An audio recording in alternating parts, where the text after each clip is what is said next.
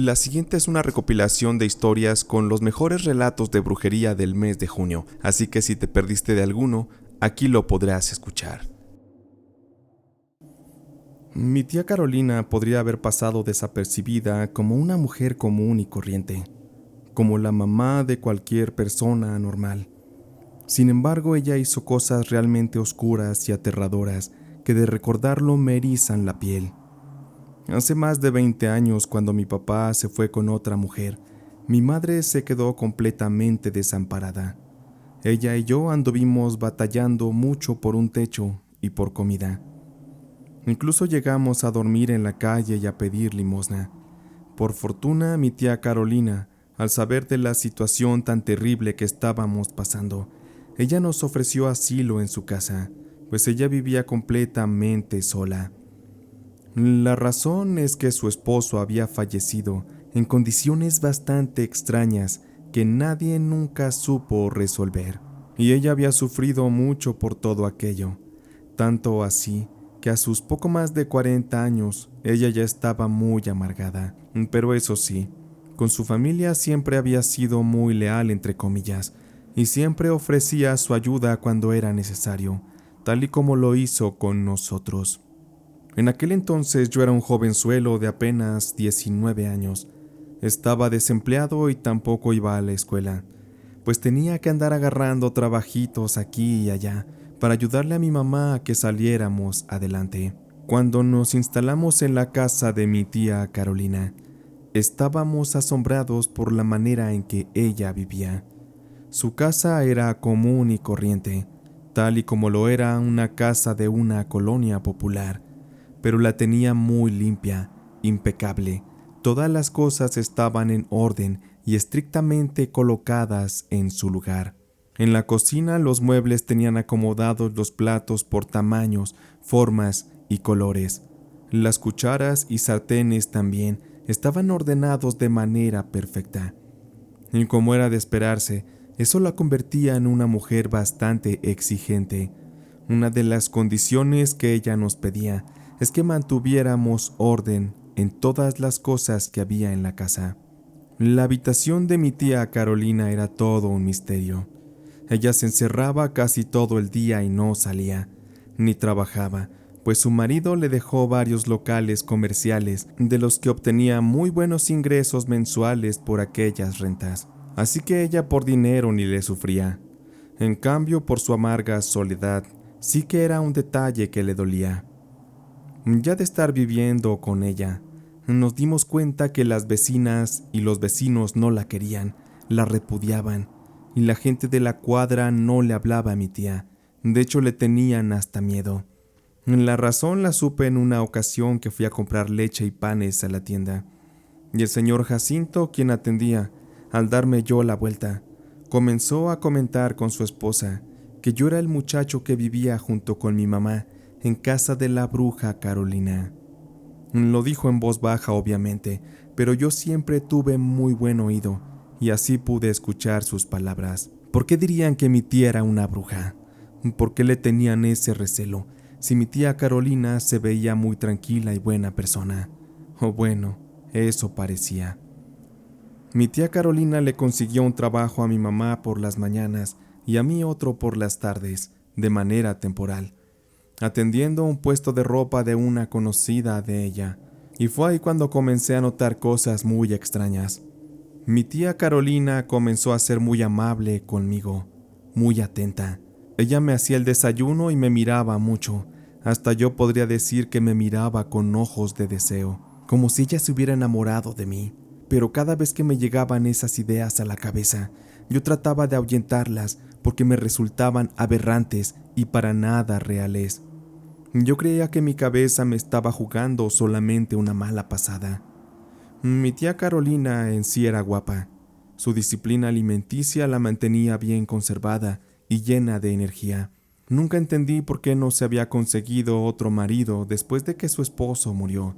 Sin embargo, yo veía cada vez más evidente el hecho de que se insinuaba de cierta manera a mí, sobre todo las mañanas en que ella me daba el desayuno. Una ocasión ella me llamó a desayunar y me levanté de la cama. Yo caminaba por el pasillo y mi tía Carolina, cosa que nunca hacía, dejó la puerta de su habitación abierta. Yo jamás había visto dentro de su cuarto, pero esa ocasión ella se estaba cambiando de ropa y me tocó verla semidesnuda. Al notar ella que la había visto, se sonrojó y pidió disculpas. Después caminó con poca ropa hacia la puerta y la cerró ante mis ojos. Yo estoy seguro que lo hizo a propósito para que la viera. Yo estaba muy apenado y tenía miedo de verla a los ojos, porque había visto yo cosas que no estaban bien y que alimentaban la idea de que mi tía quería hacer algo conmigo, que era completamente falto de moral.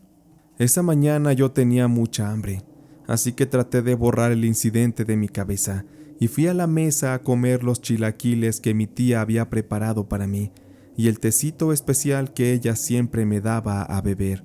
Ella nunca me dijo de qué hierbas era ese té, pero me dijo que era su receta especial. La verdad, ese té estaba muy rico y se había vuelto mi favorito, así que dejé de hacer preguntas y solo me ponía a beberlo. Yo jamás imaginé que lo que mi tía me daba a beber me provocaría un efecto extraño y bizarro, con el que terminaría yo enamorándome de ella. Así es, escucharon bien, yo me enamoré de mi tía, de la hermana de mi madre. Aquello era terrible porque era completamente un horrible pecado. Una noche yo estaba dormido y yo comenzaba a tener sueños prohibidos en los que mi tía y yo cometíamos el pecado del acto más aberrante de sangre que pudiera existir. En esos sueños nos besábamos y yo la tocaba y ella a mí. Hacíamos muchas cosas indebidas que de solo recordar me da asco. Yo siempre despertaba agitado y muy excitado.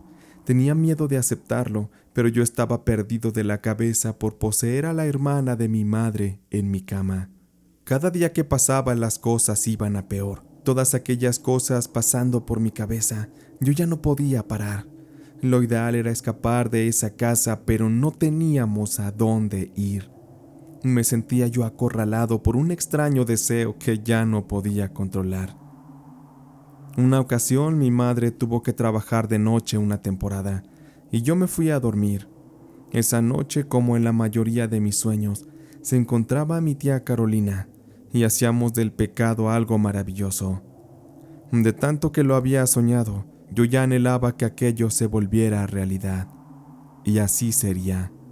Cuando terminó el sueño aquella noche y abrí los ojos, pude ver a mi tía Carolina que se había metido a mi cuarto y estaba junto a mí, justo en mi cama y mirándome a los ojos.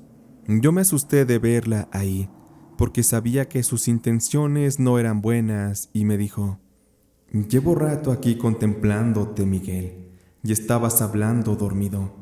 Dijiste muchas veces mi nombre. Me pregunto qué estabas soñando». Sus palabras me despabilaron el sueño al instante. Me puse muy nervioso, pero la seguí escuchando. «Ya no te resistas, Miguel. No tiene caso. Mientras más lo hagas, más me desearás. Mejor apaguemos ese fuego de una vez por todas. ¿Qué dices?». Apenas le iba yo a responder cuando mis labios fueron silenciados por los suyos. Me temblaba el cuerpo de miedo y de adrenalina, pues yo jamás había estado con una mujer en mi vida. Todo aquello era nuevo, definitivamente era un horrible pecado. Yo me dejé llevar por mi instinto, que era mucho más grande que mi razón, así que besé y acaricié el cuerpo de la mujer que se estaba entregando en cuerpo y alma ante mí. Así comprobé que para ella la edad no era una limitante. Al ver su cuerpo desnudo y sentir su suave piel, su energía tan intensa, ella bien podría parecer una mujer de 20 años. Haber tenido aquella experiencia, la verdad, no me hizo sentir culpa en su momento. Yo estaba fascinado, había descubierto una faceta nueva para mí, y no me importaba ya que fuera de esa forma. Ya no tenía miedo de ser un pecador, no tenía miedo de Dios, ni de ir al infierno cuando muriera. Yo me sentía un hombre ya forjado y listo para retar y enfrentar lo que fuera en mi vida. Mi ánimo se engrandeció y me sentía fuerte, pero la verdad es que mi idea de lo que era mi realidad estaba completamente distorsionada. Más encuentros se dieron así, cada vez que nos quedábamos mi tía y yo solos en la casa. Derrochábamos pasión por todas partes, nos volvimos cómplices de un horrible pecado. Pero es real que todo lo que sube tiene que bajar de la misma manera, o con mucha más fuerza. Todo depende del caso. En el mío todo se dio cuando, andando por la calle, fui nuevamente a la tienda de don Jacinto como de costumbre, y recordé aquella vez que lo escuché llamar bruja a mi tía Carolina.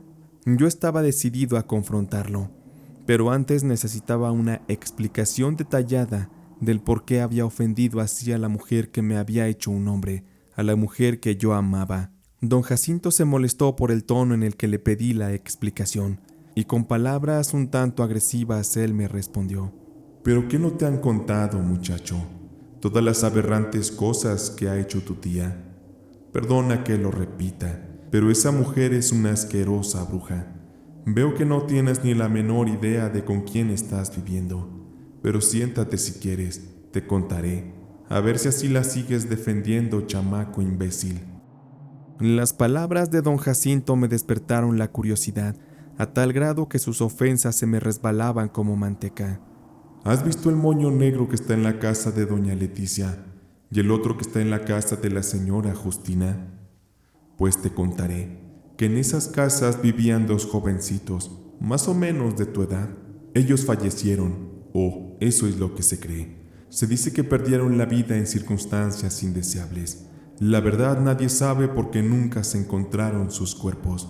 Pero no creas que solo esos dos chicos de los que te cuento fueron sus víctimas. No, para nada.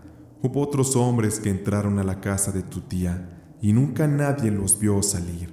¿Dónde estarán ahora? Nadie lo sabe. Tu tía es una maníaca bruja que le gusta embrujar hombres, sobre todo a jovencitos, para así llevarlos a la perdición y a su cama. Ya no te quiero decir más, solo te pido que tengas cuidado.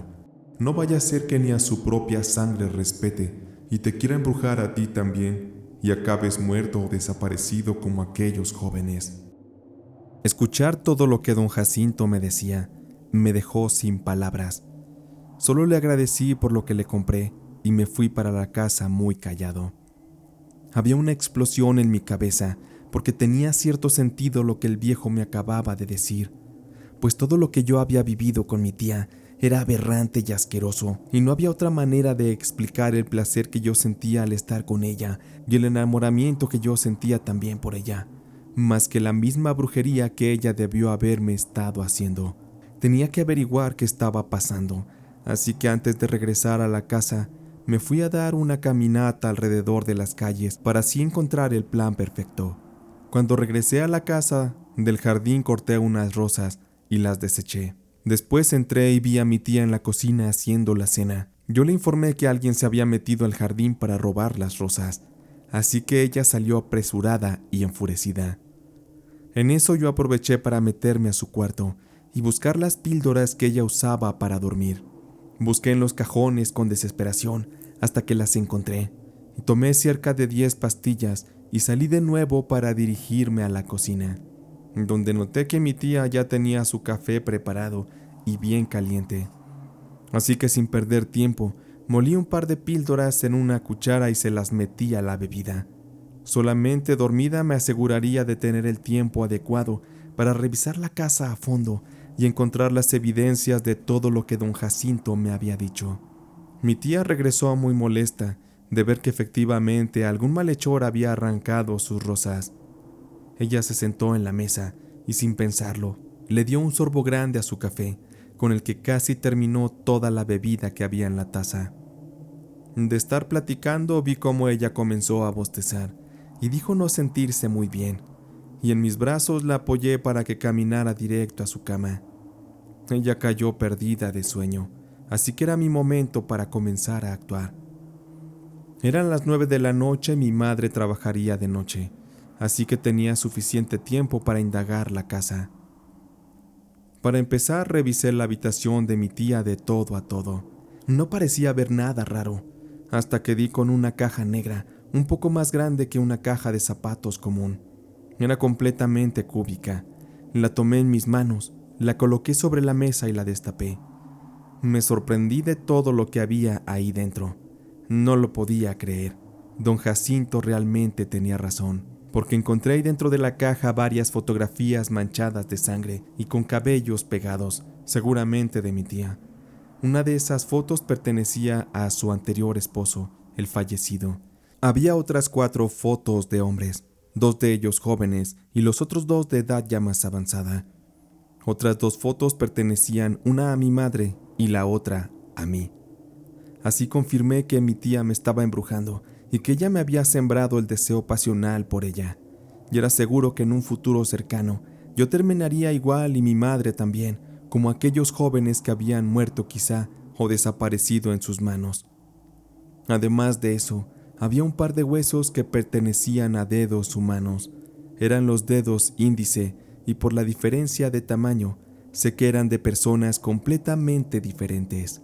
Me vino a la mente de inmediato aquellos jóvenes y los hombres que desaparecieron, así que me imaginé que mi tía los tendría enterrados por alguna parte de la casa, tal y como lo hacían los asesinos seriales más famosos.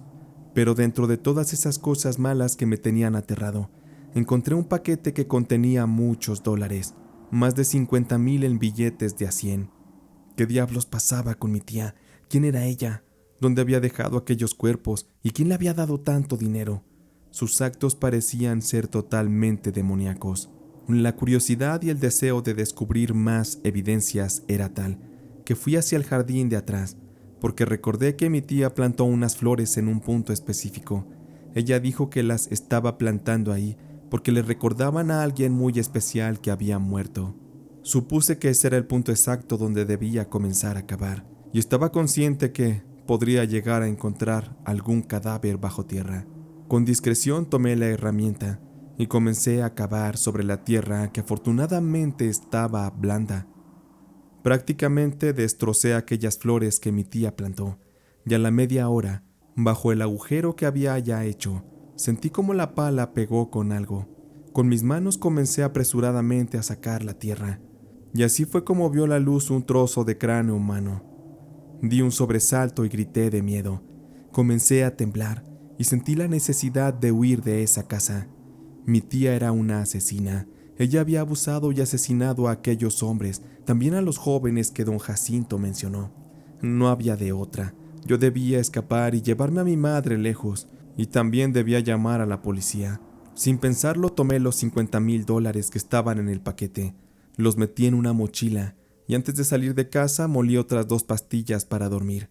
Las disolví en agua, y con una cuchara se las metí poco a poco en la boca a mi tía para que no despertara. Después salí corriendo de la casa y tomé un taxi. Me dirigí apresuradamente al trabajo de mi madre y le conté muy asustado todo lo que había encontrado. A ella no le conté jamás lo del romance que tuve con su propia hermana.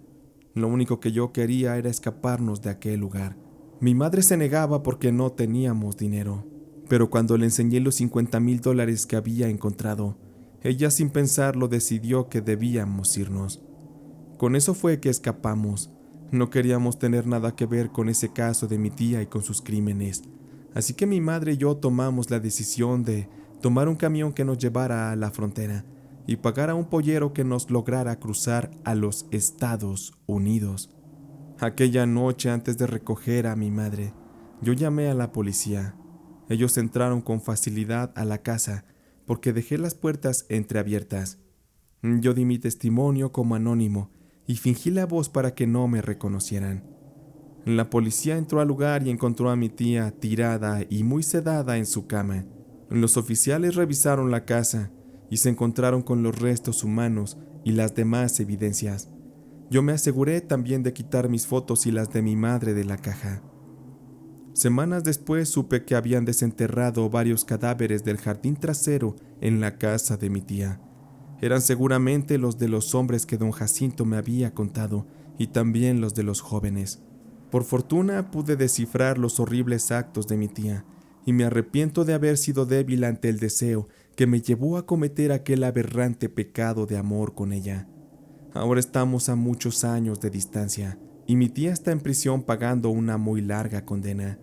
Y mi madre y yo estamos muy lejos en otro país, donde iniciamos finalmente una vida nueva.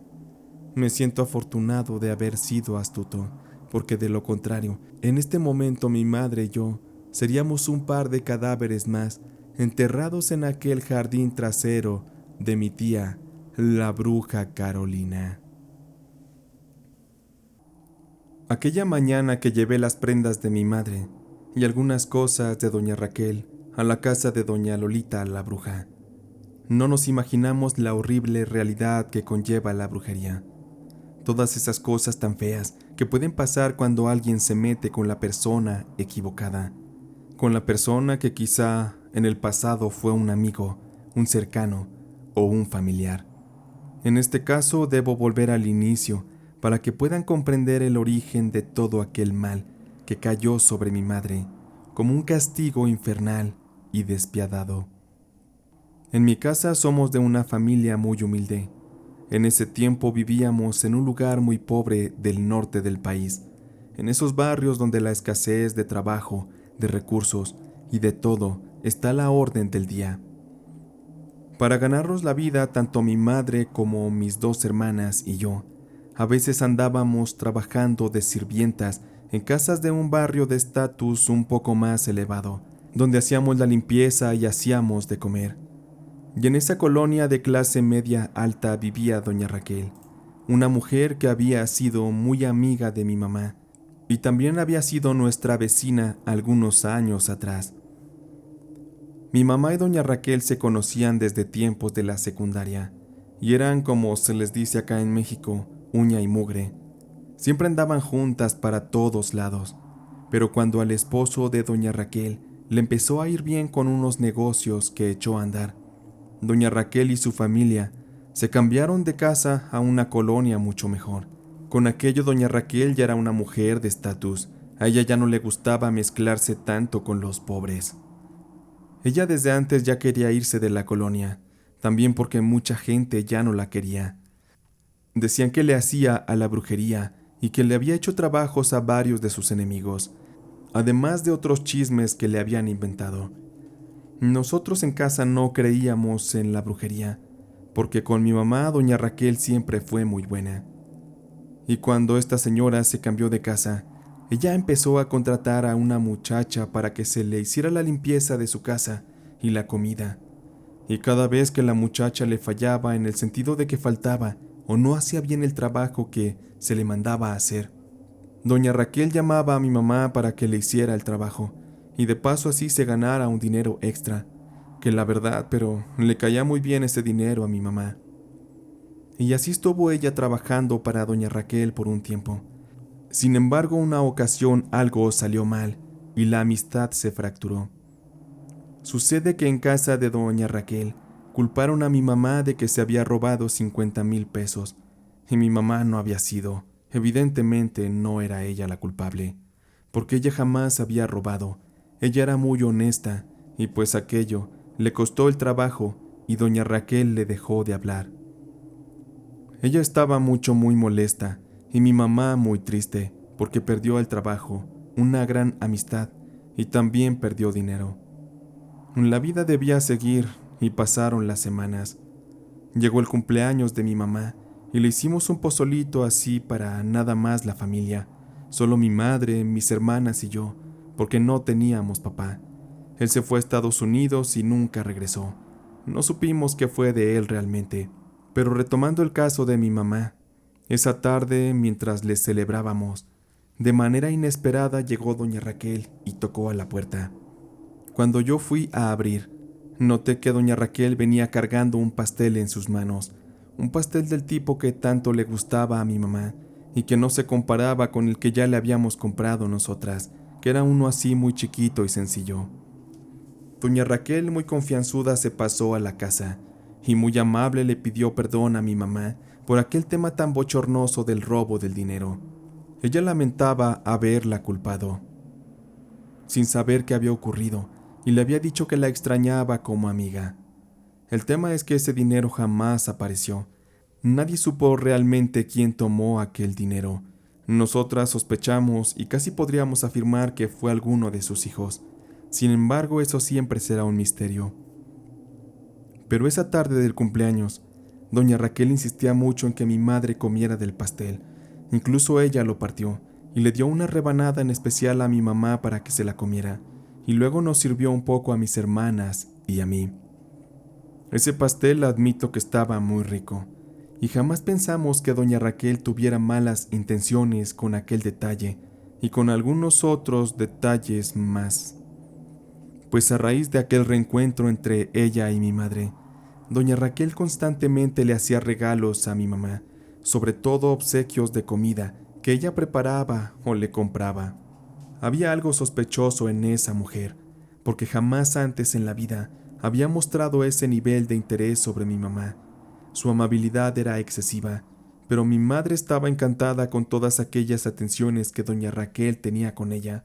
Por eso jamás le dijimos que sospechábamos que había una oscura intención detrás de todo aquello. Pero no pasaría mucho para que cosas muy feas le empezaran a ocurrir a mi madre. Ella un día me habló y me pidió que la cubriera en su trabajo. Mi mamá me dijo que ya había hablado con su patrona y que ya me estaban esperando para trabajar. Yo le pregunté preocupada que qué tenía, porque se veía muy mal de salud. Mi mamá me respondió que no sabía, que iría más tarde al doctor porque se sentía tan mal que ni podía pararse de la cama. Eso me preocupó bastante, pero me fui a trabajar para cubrirla y que así no le quitaran el trabajo. Cuando regresé, mi hermana estaba llorando porque mi mamá había estado vomitando muy feo y se sentía muy mal. De inmediato pedí a un vecino que me apoyara a llevar a mi mamá al hospital para que la revisaran. Algo definitivamente no andaba bien. Ella se veía casi como si se fuera a morir. En el hospital la estabilizaron, pero nos dijeron que debían hacerle unos estudios, los cuales iban a ser, como se imaginan, muy costosos. Y la verdad es que no teníamos ese dinero, tampoco teníamos un seguro social, así que nos regresamos tristes a la casa.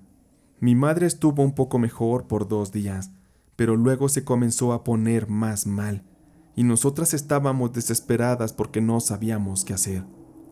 La salud de mi madre fue el tema entre las vecinas. Ellas hablaban a nuestras espaldas de aquello que le ocurría a mi mamá, y algunas de aquellas señoras sabían algo que estaba relacionado con el origen del mal que mi mamá estaba padeciendo. Una mañana doña Tere tocó a la casa y llorando me pidió hablar conmigo.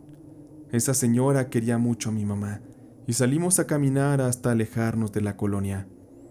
Doña Tere me dijo muy preocupada que en la colonia se estaba corriendo el rumor que doña Raquel le había estado haciendo brujería a mi mamá para vengarse por un dinero que supuestamente mi mamá le había robado. No podía ser posible. Ahora todos sabían lo del robo del dinero y habían creado todo aquel rumor acerca de una brujería sobre mi madre. Doña Tere me decía que, a la de ya, era necesario llevar a mi mamá a que la viera una bruja, que le hicieran unas limpias, porque de lo contrario iba a morir. Yo no sabía qué pensar de aquello que doña Tere me decía, porque yo no creía en esas cosas. Para mí era algo muy tonto, algo imposible de ser real. Pero también era cierto que doña Raquel había estado muy pegadita a mi mamá y le había hecho muchos regalos, sobre todo la comida. Así que las palabras de Tere cobraban cierto sentido en mi cabeza. Por lo tanto, no estaba de más buscar ayuda de ese tipo. En fin, que no teníamos para pagar el hospital para mi mamá y que los médicos la curaran. No perderíamos nada en intentarlo. Agradecí yo a doña Tere y caminábamos de regreso para la casa cuando de pronto una de mis hermanas salió corriendo y llorando gritaba que mi mamá se acababa de morir. Ante los gritos de mi hermana, los vecinos también salieron de inmediato de sus casas. Malditos argüenderos, solo querían saciar su morbo. Yo corrí de inmediato para ver qué pasaba en la casa con mi mamá. Entré a su cuarto y la vi ahí tirada, toda flaca, con un semblante triste y ya sin vida. Le toqué la mano y la sentí muy fría, como si su alma hubiera partido de este mundo desde horas atrás. Sentía una fuerte impotencia, mucho coraje. Sentí ganas de salir a matar a doña Raquel. Pero doña Tere me detuvo y me dijo: «Ya habrá tiempo de desquitarse, Almita. Por ahora mejor démosle sagrada sepultura a tu mami». Tuve que tragarme todo ese coraje. Yo quería ver muerta a doña Raquel, quería que se pudriera como un perro muerto y que se la tragaran los gusanos. Esa noche velamos a mi mamá y al día siguiente la enterramos. Mis hermanas y yo estábamos dispuestas a vengarnos y a hacer pagar a doña Raquel con la misma moneda. Así que muy decididas le dijimos a doña Tere que nos llevara a conseguir a alguna bruja. Así fue como doña Tere nos llevó a la casa de doña Lolita, una bruja que vivía a varias colonias de distancia de la nuestra. Ya habíamos hablado con ella por teléfono y nos pidió que le lleváramos fotos y cosas personales de mi mamá y, de ser posible, también de doña Raquel. Afortunadamente sí teníamos un par de fotos donde salían juntas doña Raquel y mi mamá, en aquellas fiestas que compartían risas y una falsa amistad. «Con esto va a ser suficiente», dijo doña Lolita después de que le explicamos el caso y le hicimos saber nuestra petición. Le comentamos que queríamos ver muerta a doña Raquel de una manera horrible y despiadada. Doña Lolita aceptó nuestra petición y nos dijo que ella se encargaría de hacer el trabajo y dirigirlo para que doña Raquel muriera tal y como lo pedíamos. Solo nos advirtió que debíamos ser justas y después nos dijo: «Hagamos algo. Si su madre en realidad robó ese dinero a doña Raquel, entonces ésta no morirá. Pero si su madre fue inocente en vida, entonces doña Raquel morirá y la balanza de la vida hará su justicia». Nosotros creímos que era justo aquello que la bruja Lolita decía. Además confiábamos en que mi mamá era inocente, así que solo era de tener fe para que la bruja hiciera un buen trabajo. Nos marchamos mis hermanas y yo a casa, agradeciéndole la atención a doña Lolita, y aún sintiéndonos tristes por la reciente pérdida de la vida de mi madre. Camino a casa, mis hermanas y yo hablábamos del tema, acerca de las posibilidades de que la brujería fuera real. Yo recuerdo que les decía que, de ser así, el mí no cabría la culpa de ver a doña Raquel pudrirse en vida. Yo quería que sufriera peor que un perro de la calle. Pasaron algunas semanas y las lluvias comenzaron a llegar, y cuando eso ocurría, debíamos comprar nuestros víveres desde temprano, porque luego el lodazal que se formaba en la calle era horrible. No se podía caminar y los carros mucho menos podrían entrar a aquel terreno pantanoso. Esa mañana yo me desperté con la sensación de que algo pasaría. Mi intuición me decía que ese día tendríamos paz por fin en nuestros corazones. Yo salí a la tienda a comprar pan y leche. En el camino vi cómo doña Raquel entró a casa de su hermana muy apresurada porque ya venía la lluvia. Esa casa quedaba a un par de calles de la mía y estaba construida ya un poquito arriba a la falda del cerro. Ver a doña Raquel no me hizo más que pensar que era una maldita rata asquerosa. Me dio mucho coraje y dentro de mí yo tenía un fuerte deseo de que ya se muriera. Me calmé y fui a comprar lo que necesitaba y regresé a casa porque ya se venía la tromba con toda la fuerza de la naturaleza y podría ser peligroso andar en la calle. Y es que aquel tiempo los noticiarios habían pronosticado unas terribles lluvias como jamás se habían visto en años anteriores. Ya estando en casa me preparé un café con leche y estaba yo comiéndome muy rico un pan. Mis hermanas estaban viendo la tele, mientras que afuera la lluvia azotaba con todo su poder y hacía sonar las gotas sobre el techo de las láminas de nuestra casa y de las casas aledañas. De pronto se fue la luz y a los pocos segundos se escuchó un golpe muy fuerte. En casa nos llamó la atención aquello porque se escuchó muy cerca. Tratamos de no darle importancia, pero eso no fue posible, porque los gritos de pánico de los vecinos se hicieron notar, y salimos a ver qué estaba pasando, sin importar que nos mojáramos o que nos cayera un rayo. A toda prisa fuimos a seguir a las personas que corrían para presenciar el siniestro que recién había ocurrido. Mis ojos no lo podían creer. La casa de la hermana de doña Raquel se había venido abajo casi en su totalidad. La razón es que, a causa de la lluvia, ocurrió un deslave en el cerro y una roca grande de fácil más de media tonelada rodó cuesta abajo arrastrada por un montón de lodo, y azotó contra el muro de aquella casita. El techo se vino abajo y dejó a todos sepultados bajo escombros y lodo. Los vecinos apresurados sacaban las láminas y los tabiques. Había gritos de las personas que estaban lesionadas dentro de aquello. Yo vi cómo sacaron a Chu y la hermana de doña Raquel y a sus 2 hijos, aún con vida afortunadamente, pero eso sí muy lastimados. Al final estábamos muy impactados, porque doña Raquel no había podido ser rescatada. Ella perdió la vida siendo aplastada por la roca y los escombros. Cuando nos acercamos por morbo a ver su cuerpo, el agua de la lluvia arrastraba la sangre de su cuerpo. Tenía fracturados los brazos y una pierna, la cabeza completamente aplastada, y se le habían botado los ojos, y parte de la materia cerebral estaba regada por el piso. La imagen era horrible, era perturbadora. Me dieron ganas de vomitar después de ver aquello. No podía yo creerlo. Corrí apresurada a mi casa para contarle a mis hermanas lo que había pasado. Ellas también, movidas por el morbo, fueron a ver lo que acababa de ocurrir. Nos quedamos heladas de saber que doña Raquel había estado en el lugar equivocado, en el momento equivocado, y que quizá la brujería de doña Lolita conjugó todo aquello para darle el golpe final. Bien se dice que la magia actúa sobre el azar y le da la forma de nuestras peticiones. Yo no puedo asegurar que aquello haya sido la mera brujería. Aquello pudo ocurrirle a cualquiera de los que vivíamos en aquella colonia. Sin embargo, sí me alegro de que por fin la mujer recibió lo que merecía. Mi madre ya debe estar descansando en paz, sabiendo que doña Raquel pagó por haberle arrebatado la vida de una manera tan vil y tan cobarde, usando brujería. Así que su muerte nos dejó muy tranquilas a mis hermanas y a mí. Con aquello comprendo ahora que siempre hay un tiempo para todo, un tiempo para vivir, un tiempo para soñar, un tiempo hasta para sufrir. Sin embargo, cuando alguien se mete con nosotros, siempre habrá un tiempo para pagar el precio de un karma ocasionado por brujería. Aquella tarde me sentía feliz. Por fin había conseguido hacer realidad mi sueño de casarme con María. Ella lo era todo para mí.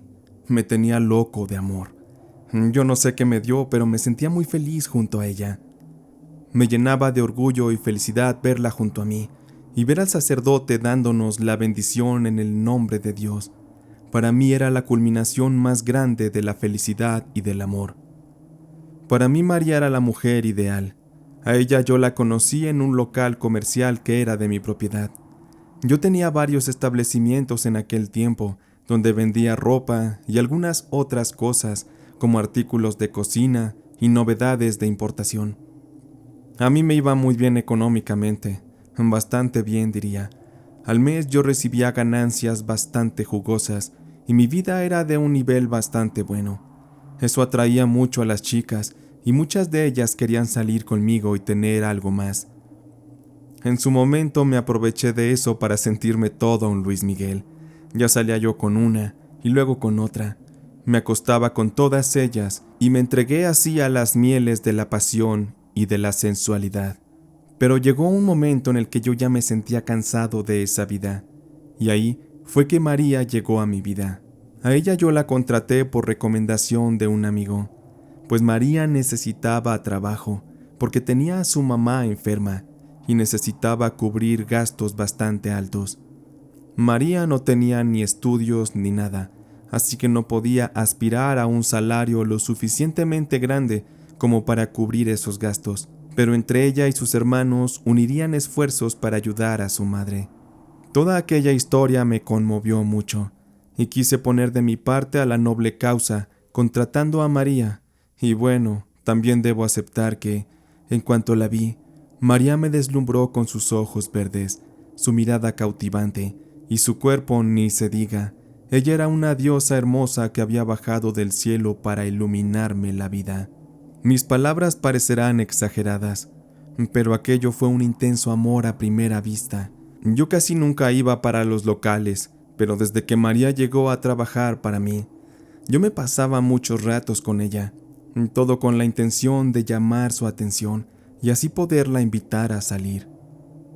La primera charla que tuvimos fue a la hora de la comida. Ella me invitó un poco de lo que llevaba para comer. Yo no quería aceptar, pero ella insistió tanto que no quise ofenderla negándome. Yo le agradecí y reconocí su buen sazón, porque ella me contó que era ella misma quien cocinaba los alimentos. De ahí en adelante siempre comíamos juntos, a veces de lo que ella preparaba para los dos, y en ocasiones yo pagaba la comida en algún restaurante cercano. Nos hicimos novios muy rápido. Yo ya estaba ansioso de acariciar sus labios con los míos, de besarlos, de sentir su piel con mis manos, de oler su cabello con mi nariz pegadita a su cuello seduciéndola, mirarla a los ojos mientras hacíamos el amor. Nuestro noviazgo era fuego puro. Yo estaba enloquecido con María, y al parecer ella también conmigo. Sin embargo, la tuve que sacar de trabajar del local, porque las otras chicas comenzaron a hostigarla. Les daba envidia, era claro, que ella de la nada hubiera llegado y se hubiera ligado al patrón. Y a su vez las demás trabajadoras mías me decían que me cuidara porque María me había estado embrujando con la comida, que de seguro por eso yo me había enamorado como un maldito perro faldero de ella. A mí me daban risa sus comentarios. Los tomé en ese entonces como tontería. Sin pensar en todo aquello, yo ayudé a María con los tratamientos de su mamá. Por fortuna, la cantidad de dinero requerida para pagar todo lo que el hospital requirió por los especialistas, consultas y cirugías era mucho dinero, pero estaba dentro de los parámetros de lo que yo podía pagar. El día que dieron de alta a doña Juanita, yo le pedí a María que se fuera conmigo de vacaciones a la playa. Aún recuerdo que fuimos a Cancún, en México. Yo le tramité su pasaporte y me la llevé. Aquello fue como una luna de miel adelantada, y fue ahí, en la playa, ante la puesta de sol, que yo me arrodillé y saqué un anillo. Le pedí a María que fuera mi esposa. Ella estaba encantada y aceptó muy feliz. Pero debo admitir que después de la boda, algo fue cambiando en María. Ella estaba un tanto más distante, como que ya se le estaba pasando el amor. Mientras que yo sentía que no podía estar sin ella ni un segundo, mi amor crecía cada día más y más. Me costaba irme a trabajar.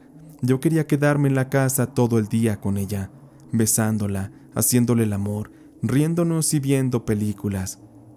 Yo me fui sintiendo muy triste, porque a veces que yo llegaba de trabajar, María no estaba en casa. Cuando yo le llamaba al celular, ella me decía que estaba en algún café bar con una supuesta amiga llamada Leti. A esa Leti yo no la conocía y nunca la había visto, pero resulta que esa mujer era su mejor amiga de toda la vida.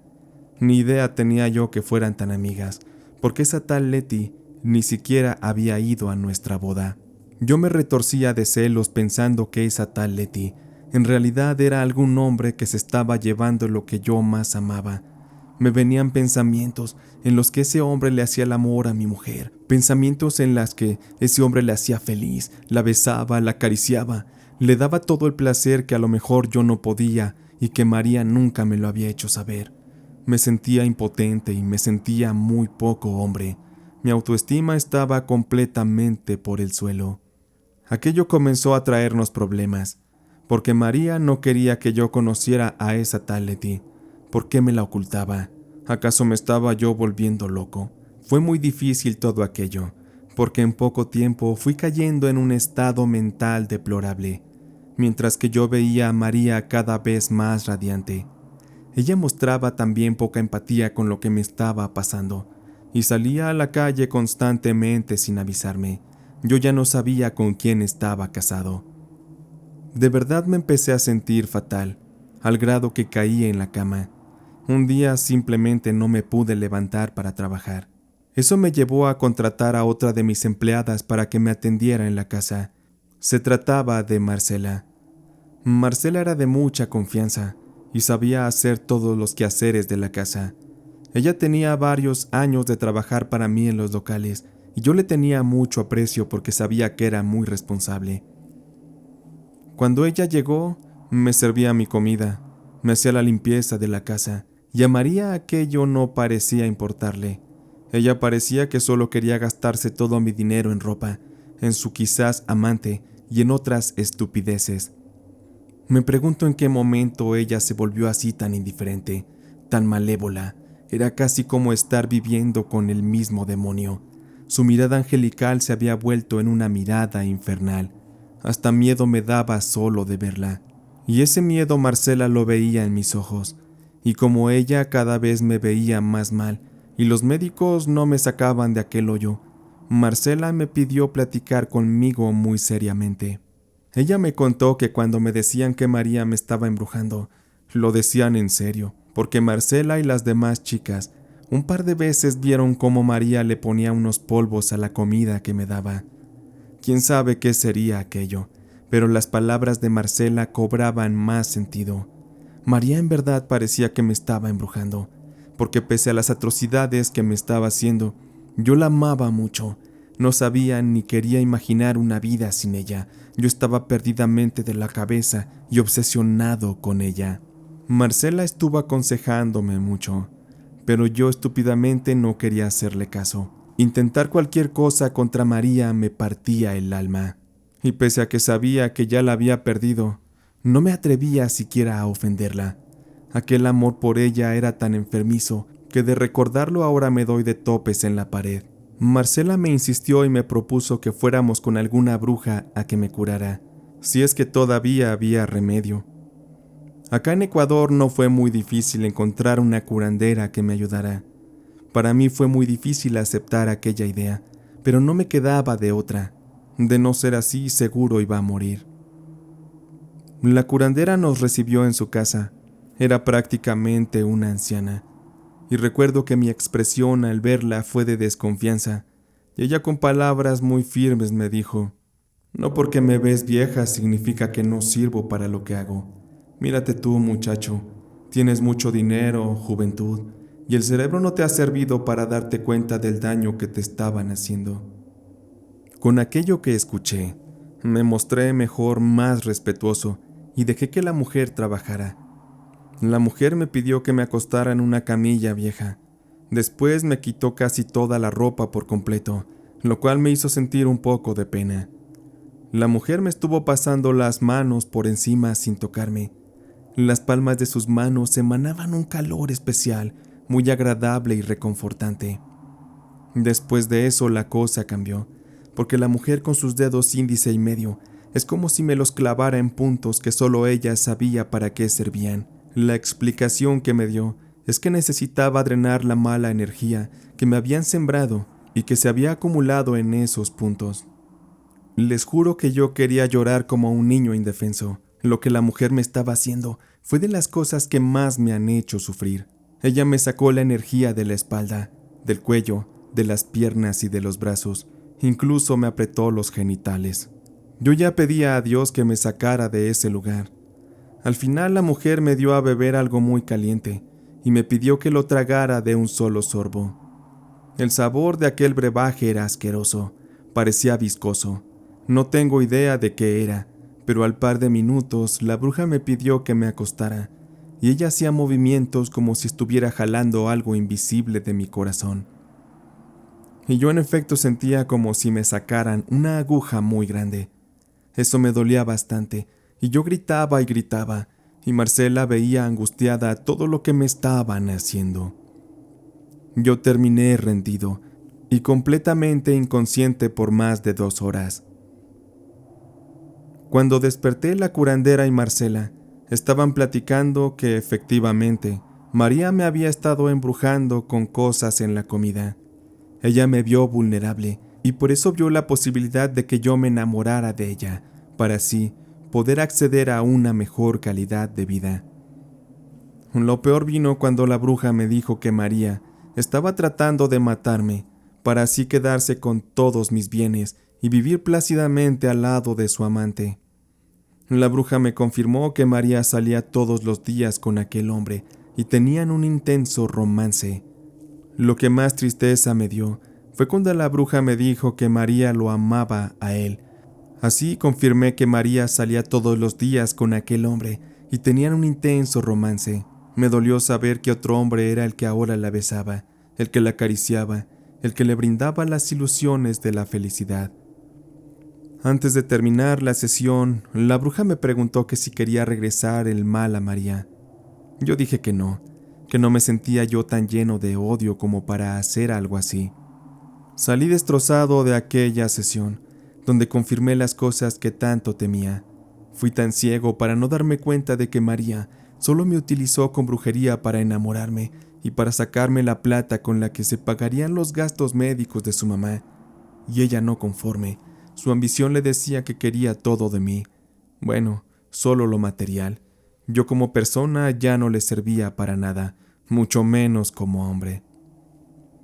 Yo tardé cerca de 2 días en reponerme. Ya me sentía fuerte y consciente de lo que tenía que hacer. Cuando vi a María la confronté y le pedí el divorcio.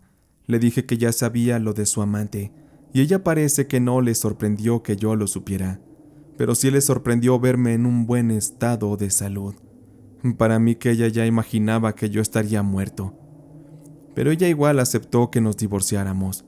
La mirada de María ya era una cosa completamente diferente.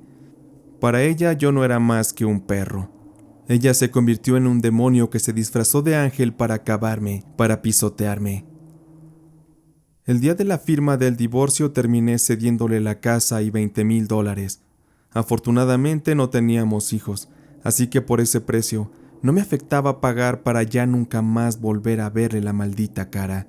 Me daba mucho coraje, obviamente, que tuviera que yo pagarle ese dinero, pero en fin, el divorcio ya estaba en curso. Pasaron 6 meses y mi vida iba tranquila.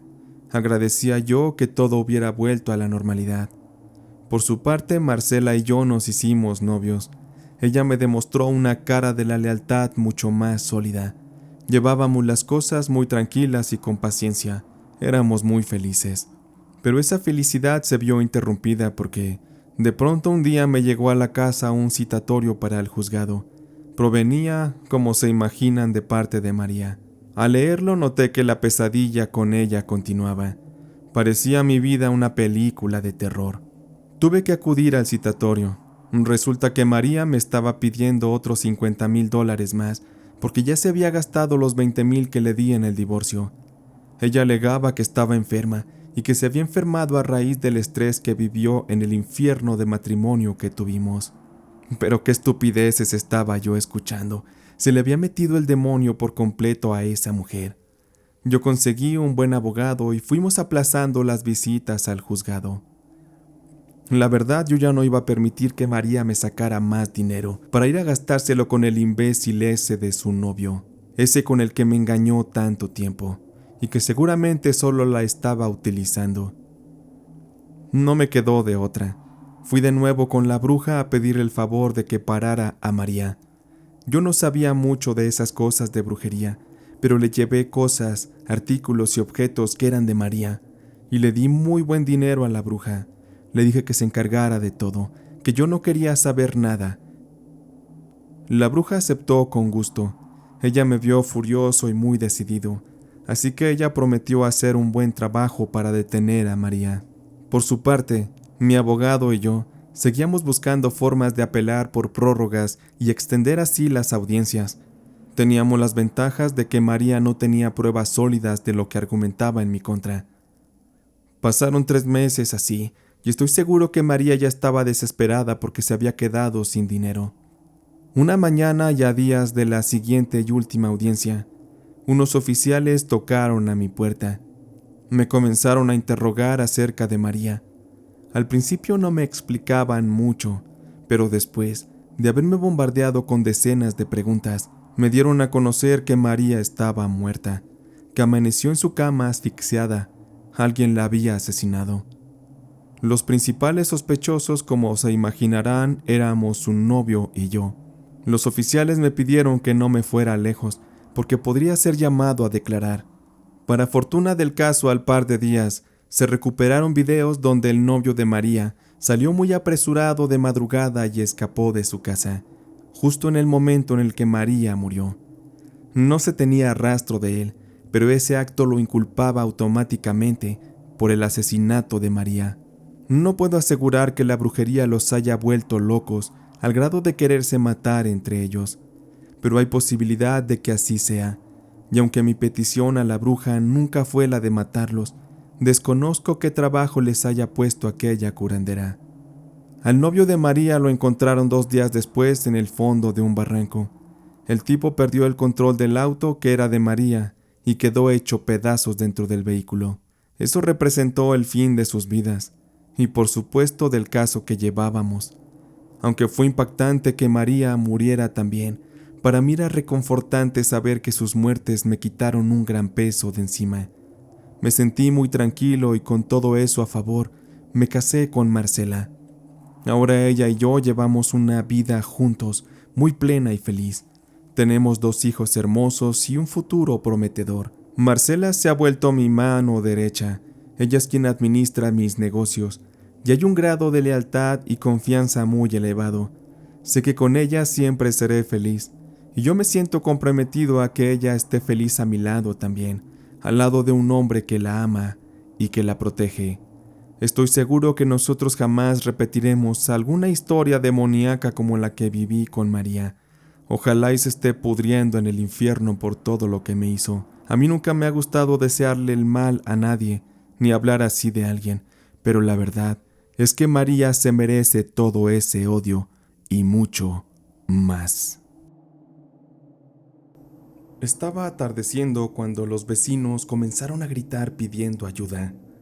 Seguramente a mi tía Lupita le había dado otra de sus crisis. Ella vivía a 2 casas de la nuestra y últimamente se ponía mal con más frecuencia. La enfermedad la había casi consumido.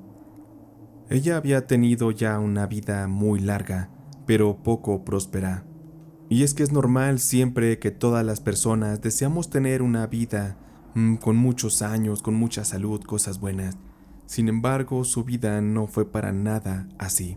Y es que es una realidad que hay muchas personas que han vivido el mismo infierno en la tierra y se tienen que resignar a vivir con el miedo de Dios por no poder arrancarse a sí mismos de su miserable vida, porque tienen a alguien a quien seguir cuidando y defendiendo, alguien por quien responder en esta vida.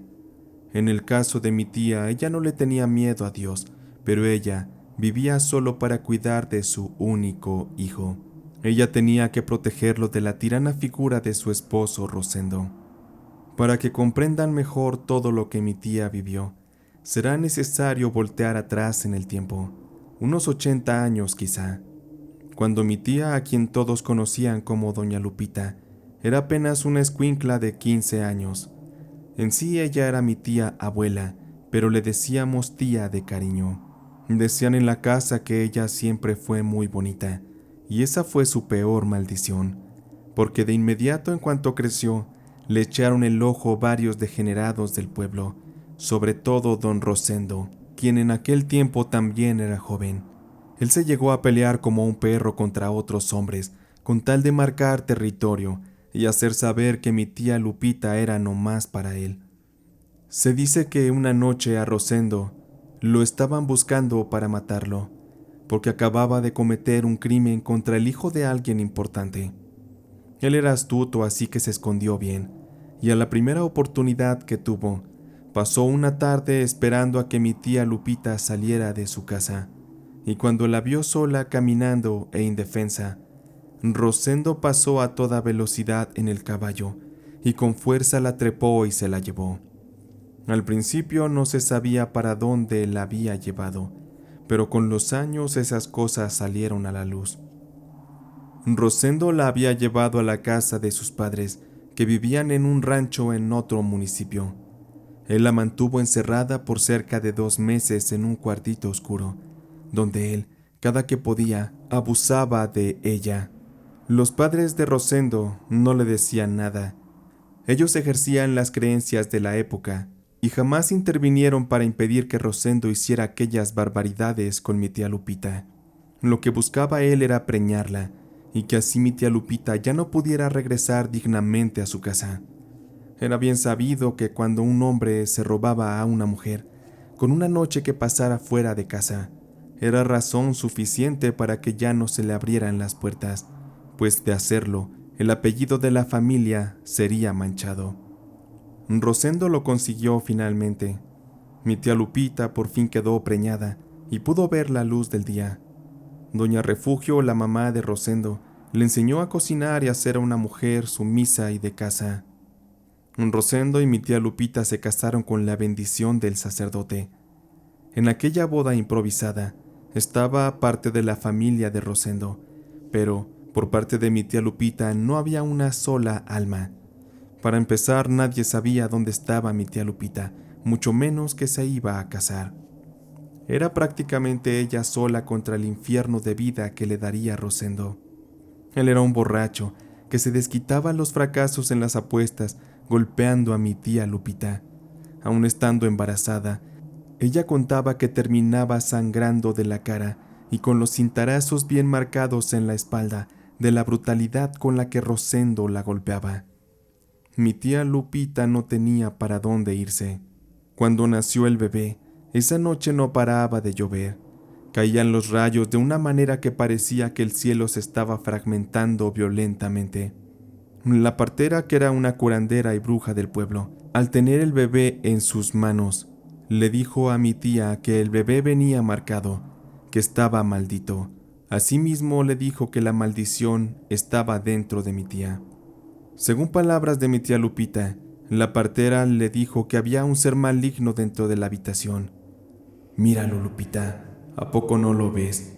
Está parado aquí junto a mí. Él quiere acercarse al bebé. Les voy a poner una protección para que no les pase nada, pero la energía que hay aquí es lo que los atrae. Rosendo es muy malo. Cuídate de él y de su odio, porque el corazón podrido de Rosendo es lo que alimenta a ese ser oscuro. Además, veo que alguien les echó este mal. No dudo que haya sido una de las mujeres de Rosendo, Lupita. Él ha andado de cabrón con muchas mujeres de aquí del pueblo, y se sabe que tiene muchos hijos abandonados con ellas.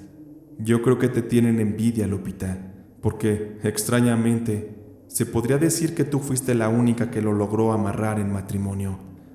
Pero, con mis palabras no nos hagamos ilusiones.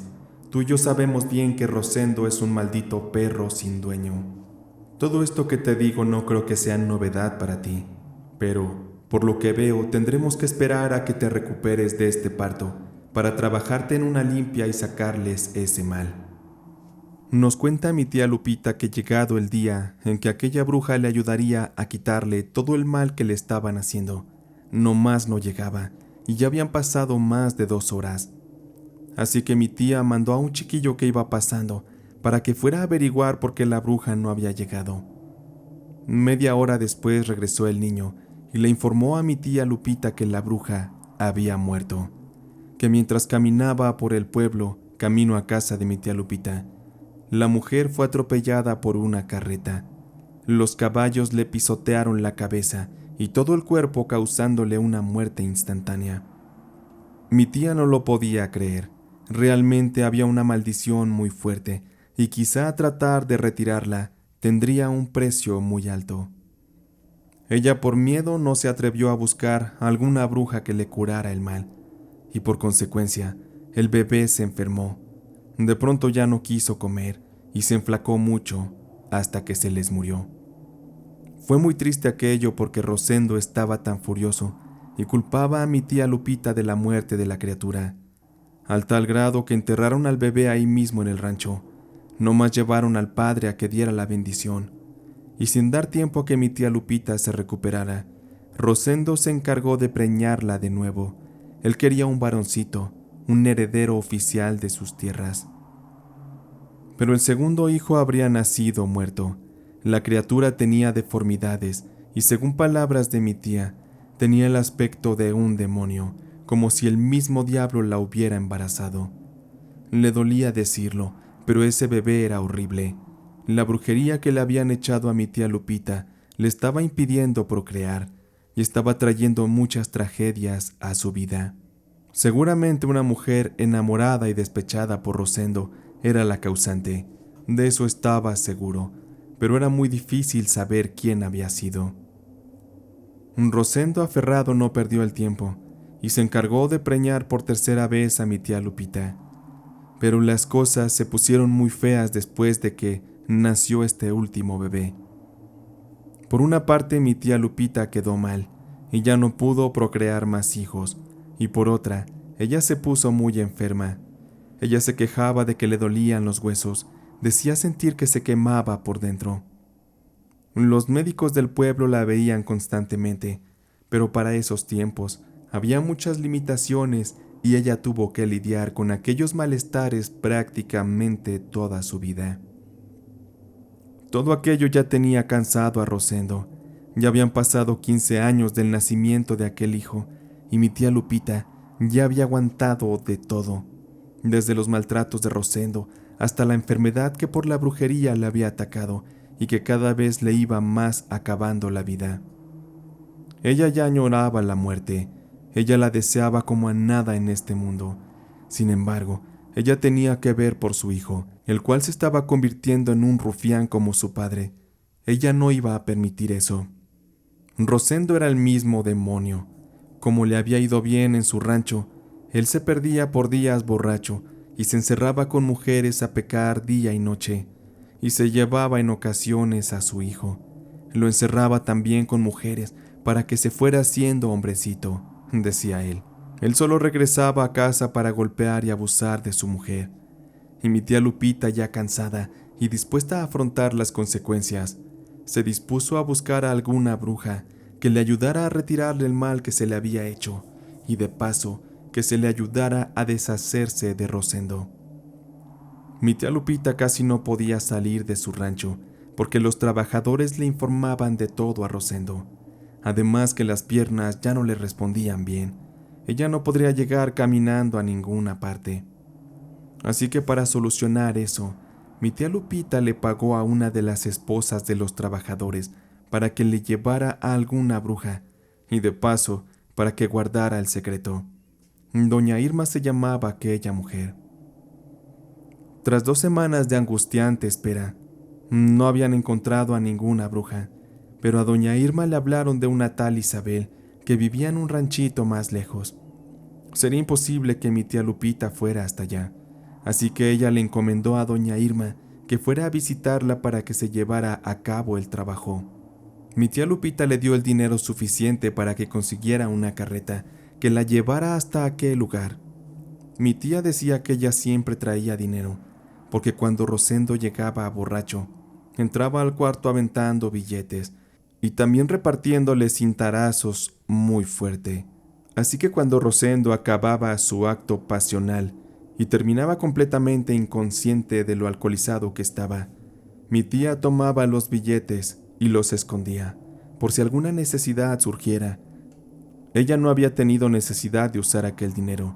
Sin embargo, ahora, por fin se le daría un buen uso a todo aquel dinero. Doña Irma consiguió la carreta y se marchó. A ella no la frenaba nada. No tenía esposo.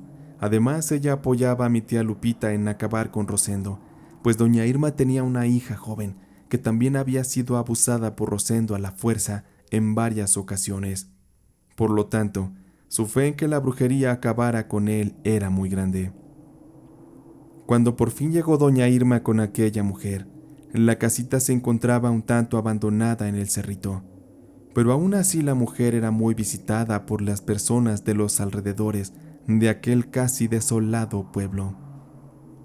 Irma cuenta que entró y la bruja comenzó a hacerle muchas preguntas acerca del favor que necesitaba. Doña Irma le contó todo lo que estaba ocurriendo, incluso la brujería que le habían echado a mi tía Lupita, y por la cual había enfermado de esa manera tan horrible. Doña Irma le dijo a la bruja Isabel que querían ver muerto a Rosendo, que sufriera, que pagara por todos sus malévolos actos. La bruja agarró los objetos y las cosas que pertenecían a Rosendo, y que mi tía Lupita enviaba a la bruja para que hiciera con todo aquello un trabajo de brujería letal que le diera fin al maldito bastardo de Rosendo. La bruja Isabel tenía un balde lleno con un líquido que parecía una mezcla de sangre con otros líquidos, y sumergió algunas de las cosas de Rosendo. Luego llevó aquello al suelo y lo colocó dentro de un círculo de hierbas que era iluminado por veladoras. La bruja le pidió a doña Irma que tomara algo, un brebaje quizá, con el que la pondría a dormir.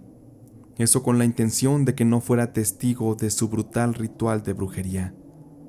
Cuando doña Irma bebió aquello, desconocía que se le pondría a dormir. Cuando ella despertó, estaba recostada sobre 3 sillas arrejuntadas.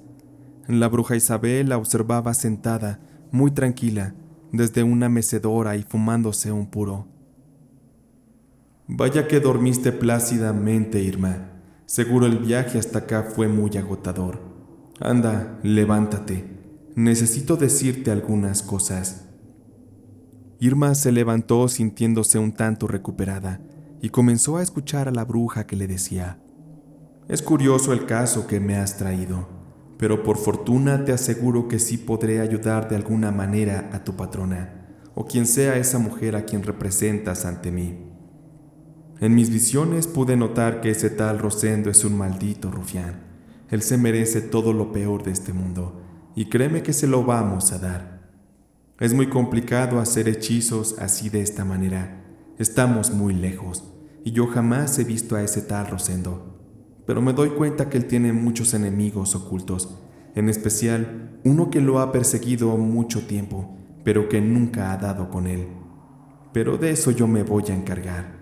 Haré que dentro del azar de la vida se den las circunstancias adecuadas y ellos se confronten finalmente. Eso sí, para que ocurra lo que me piden, puede que las cosas se pongan difíciles para todos, así que van a tener que aguantar». Con respecto a la maldición que le habían echado a mi tía Lupita, la bruja dijo que no había mucho que hacer. El daño que ella tenía ya no se podía revertir. Eso sí, se podía frenar, pero eso significaría perpetuar el sufrimiento para toda la vida. Doña Irma no comprendía todo lo que Isabel, la bruja, le decía, pero ella ahí pasó toda la noche.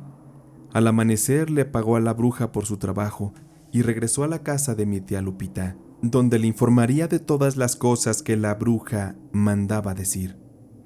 Mi tía Lupita estaba conforme y sabía que el tiempo debía fluir y que el destino sabiamente elegiría el momento perfecto para que se llevara a cabo la venganza y se diera el efecto de la brujería. Fueron pasando las semanas y cosas terribles comenzaron a ocurrir. Para empezar, las tierras en el rancho de Rosendo se llenaron de unas plagas que terminaron con las cosechas de ese año. La situación fue terrible y los trabajadores no pudieron hacer nada. Los animales se les empezaron a morir. Las vacas daban leche podrida. Parecía que una fuerte maldición estaba obrando y destruyendo todo a su paso en la vida de Rosendo y de mi tía Lupita. Mi tía Lupita no tenía fuerzas para ayudar. Además, sabía que todo aquel mal era obra de la brujería de Isabel. A mi tía no le importaba perderlo todo. Ella nunca había tenido nada. Para ella daba igual. Pero Rosendo estaba preocupado, porque estaba endeudado, y al no tener con qué pagar sus acreedores, terminaron quedándoselo todo. Eso conllevó a que las pérdidas económicas fueran tan grandes que Rosendo, mi tía Lupita y su hijo se fueron a vivir a un pueblo pobre en una casita humilde. Era difícil porque debían comenzar de nuevo.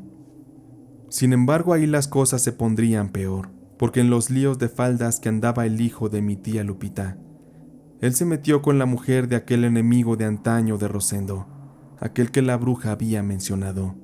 Y todo era tiempo para que las circunstancias cuajaran hasta el punto que aquel hombre fue a buscar al joven Miguel a la casa de mi tía Lupita. Como mi tío Miguel no se encontraba, Rosendo salió a defenderlo, porque aquel hombre llegó tirando balas y maldiciendo. Fue una sorpresa muy desagradable para Rosendo encontrarse con aquel enemigo suyo, el cual se alegró tanto de volver a verlo. Él tenía muchas ganas de desquitarse de Rosendo. Aquel hombre se llamaba Reinaldo. Era un tipo también de temer, de corazón frío y despiadado. Siempre dicen que no vale andar por la vida dándoselas de cabrón, porque siempre habrá alguien peor que uno. Y la enemistad de Rosendo y Reinaldo se dio porque Rosendo le hizo trampa en unas apuestas a Reinaldo y le robó mucho dinero. Ahora Rosendo se había topado con el mismo demonio. Aquella tarde Rosendo y Reinaldo se batieron en un duelo con pistola. Reinaldo le metió un plomazo en la pierna y otro en el abdomen.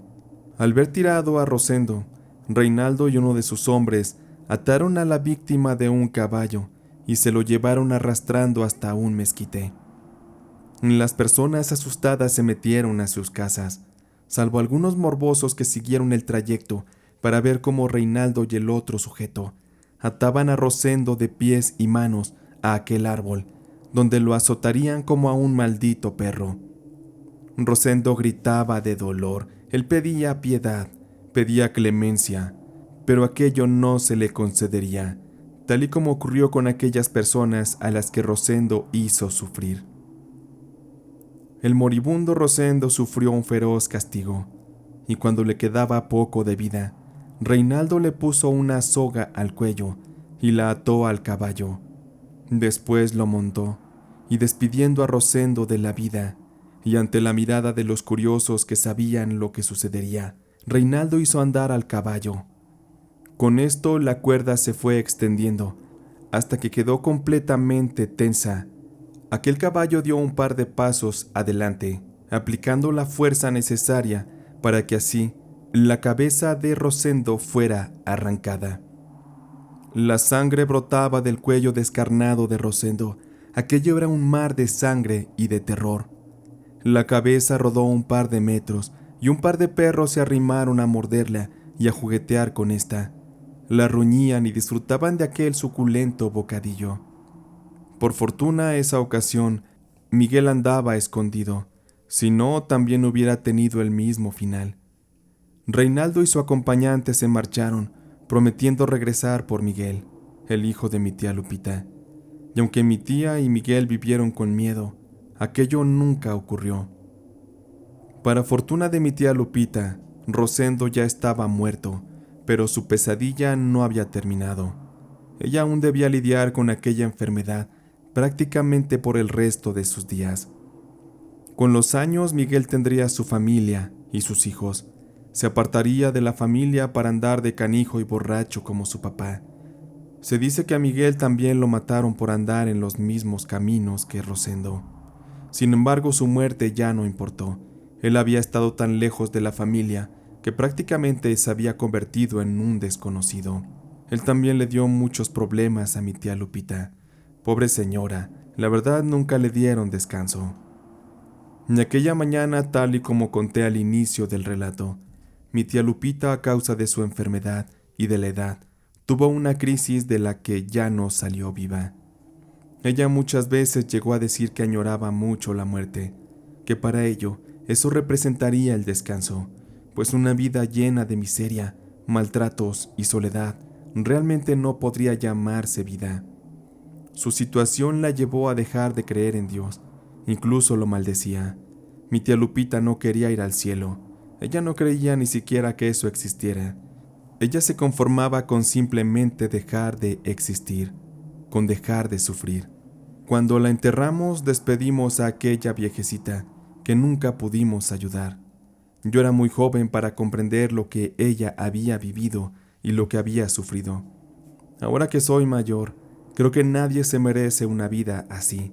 Todos deberíamos tener derecho a una vida cuando menos tranquila.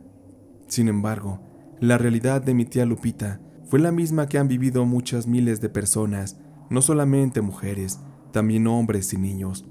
Por eso me alegra saber que ella de alguna manera, usando la brujería, logró hacer justicia a su propia existencia y dando lo que merecía a Rosendo y su legado maldito. Yo he sido taxista desde que tengo 19 años. He recorrido gran parte de la zona del Estado de México. Muchas anécdotas he vivido, y muchas de estas son muy aterradoras y difíciles de creer. Aquella mañana en la que viví esto que les cuento, conducía yo muy tranquilo, llevando pasajeros de un lado a otro, y estaba contento porque, a como estaba el día, me iría muy bien económicamente. Además, esa mañana estaba nublado y estaban cayendo constantes y ligeras lluvias, con lo cual yo le aumentaba un poquito al precio del pasaje. Estaba haciendo mucho frío y ya casi eran las 12 del día. lo que significaba para mí que era la hora de ir a almorzar con doña Prudencia, una señora que vendía quesadillas de guisados en una esquina. Ella era para mí como una segunda madre, porque se parecía mucho a mi mamá, y porque ella siempre me consentía con un cafecito y con un rico almuerzo. Doña Prudencia era una señora de costumbres y creencias un tanto fuera de lo normal, porque en su puestecito, ella siempre tenía un altar pequeño, donde mostraba una pequeña estatuilla de la Santa Muerte, con sus veladoras, sus ofrendas, y justo a un lado tenía un niñito Dios vestido con la playera de las Chivas Rayadas del Guadalajara, pues de esa ciudad provenía doña Prudencia. Aquello generaba constantes comentarios de los comensales. Algunos se indignaban de la presencia de la Santa Muerte, y otros se burlaban de que el niñito Dios estuviera vestido con la playera de un equipo de fútbol. En fin, que esas polémicas siempre le atraían clientela, y ella era conocida en la colonia por todos aquellos detalles. Esa mañana que les cuento, después de que yo me senté a comerme mis quesadillas, llegó un señor ya de edad, quizá unos 65 años, muy malhumorado el tipo, muy creído, muy engreído. Mientras yo comía, solo escuchaba cómo doña Prudencia levantaba la voz porque aquel hombre y ella comenzaron una alegata, pues al parecer aquel señor era un fanático religioso típico, y se sintió ofendido de estar comiendo en un lugar donde se adorara a la Santa Muerte, y en donde se vestía al niño Dios con un atuendo futbolero. El señor se molestó tanto que comenzó a agredir a doña Prudencia verbalmente. Le decía que era una mujer ignorante y muchas cosas muy feas. Doña Prudencia le pidió respeto a sus creencias, y sobre todo que no se metiera con la Santa Muerte, porque ella no se andaba con cosas y le podría ir mal al señor. Aquel hombre se sintió ofendido y amenazado, y retó con palabras a que la Santa Muerte no era capaz de hacerle daño. A ver, señora, ¿qué me va a hacer su santita? A ver, ¿de qué es capaz? El tipo se burlaba, y varios estábamos esperando el momento de que intentara algo más con doña Prudencia para poder entrar a defenderla. Pero el tipo no era menso, sabía que entre los que estábamos ahí, fácil lo mandábamos a golpes al hospital. Doña Prudencia le advirtió al hombre que no se burlara de la santita ni de su niño Dios, porque le podrían hacer pagar muy caro sus risas y convertirlas en tragedia. Pero aquel hombre seguía en su actitud desagradable y alterando el pacífico ambiente que había antes de que él llegara. Cuando le sirvieron la última quesadilla al hombre, este por fin se quedó callado y se puso a comer. Yo regresé a lo que estaba y le di una mordida sabrosa a mi quesadilla de chicharrón. Con eso traté de olvidarme del incidente. Pero eso no sería posible, porque pasó algo muy raro. De pronto la gente se comenzó a alborotar. Algunos gritaban y otros pedían ayuda. La razón era que el hombre aquel que discutió con doña Prudencia se estaba atragantando. Un trozo de masa o de carne se le habían atorado en la garganta y no se lo podían sacar. Hubo quienes trataron de hacer maniobras de primeros auxilios para ayudarlo, pero ni así lograron salvarlo.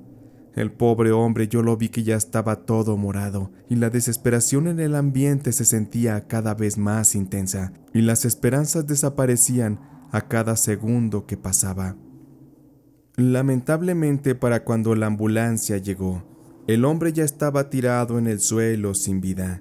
Muchas personas alrededor del cadáver miraban con morbo el cuerpo tirado y frío del hombre, que tenía los ojos abiertos y perdidos, mostrando la vulnerabilidad de la vida y la fragilidad con la que las personas pueden llegar a morir de un instante a otro, sin previo aviso. Sonará increíble, pero los que escuchamos al hombre decir que la Santa Muerte no le hacía ni cosquillas, nos quedamos pensando en el gran poder que puede llegar a tener esa deidad. Aquello no es cosa de juego. Ir por la vida abriendo la boca y faltando el respeto a lo que no se conoce. Sin embargo, la última opinión siempre la tendrán ustedes que escuchan este relato. Esta es una de tantas historias que he vivido en mi trabajo como taxista. Para mí sería un gusto compartirles algunas más en el futuro. Por ahora no me queda más que agradecer a Diego por contar esta historia y desearles a todos que tengan muchas bendiciones en su vida. Mi nombre es Ricardo, yo soy taxista. Sin embargo, la historia que comparto es un poco más relacionada con la brujería. En aquellos tiempos yo trabajaba en el carro de don Humberto, un señor que tenía una flotilla de taxis, más de 20 fácilmente. Don Humberto era el típico jefe duro y exigente. A él no le importaba que uno tuviera problemas en la jornada o que los taxis se descompusieran por falta de mantenimiento. Él exigía siempre y puntual el pago de la liquidación del día. Para él no había pretextos. Y durante una temporada hubo una racha en la que el taxi que yo usaba se descomponía cada rato. Maldita sea, yo no sabía cómo justificar aquello, más que entregándole las notas a don Humberto de las visitas al mecánico, donde se especificaban los costos de las reparaciones y también donde se mencionaba que era necesario hacerles mantenimiento más a fondo a las unidades. Pero don Humberto nomás no aflojaba la mano. Vaya que sí era bien duro el tipo. En una ocasión sucede que para acabarla de fregar, me robaron la unidad. Aquí en la ciudad donde vivo el robo de autos es bastante común, y los coches tipo Urus son los más fáciles de robar, así que era de esperarse que en algún momento me tocara a mí. Eso me trajo muchos problemas, porque don Humberto me estaba culpando de que yo me había robado aquel taxi y que lo estaba tratando de engañar.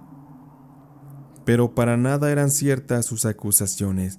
Sin embargo, don Humberto me dio un plazo de un mes para que apareciera su taxi, o de lo contrario, él metería una demanda en mi contra para que yo se lo pagara. Todo aquel tema de verdad que me quitó el sueño. Pasé noches en vela, preocupado de no saber cómo actuar. Además, don Humberto había usado aquello como pretexto para despedirme y no darme una liquidación. Y es que ni siquiera había un contrato con él de por medio.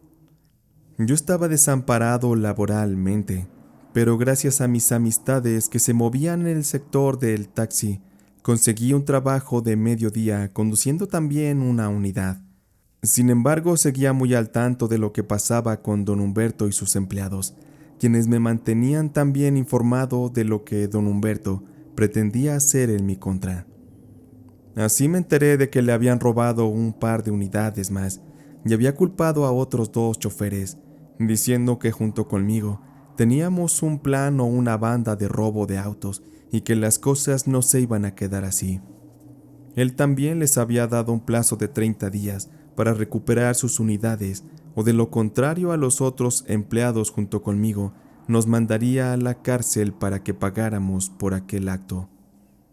Yo seguía preocupado, pero al menos no me faltaba un trabajo con el que ganara dinero para darle de comer a mi familia.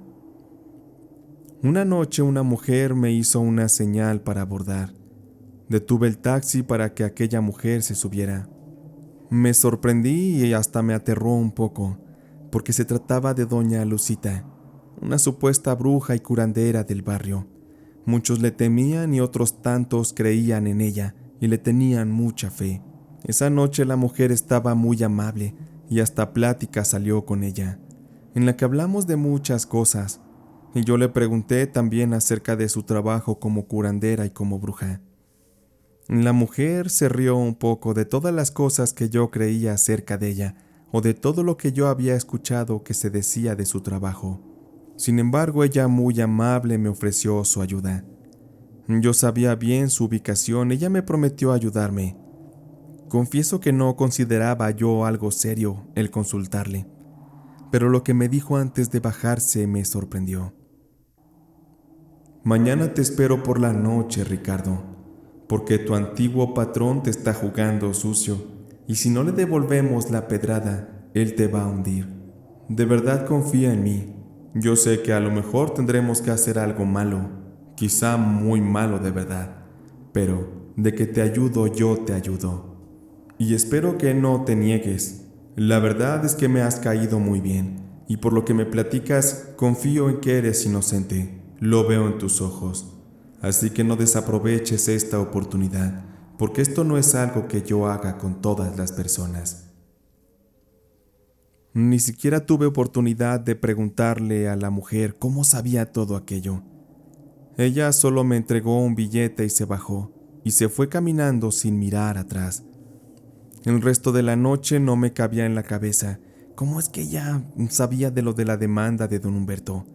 Esa curiosidad me llevó a visitarla la noche siguiente en su casa.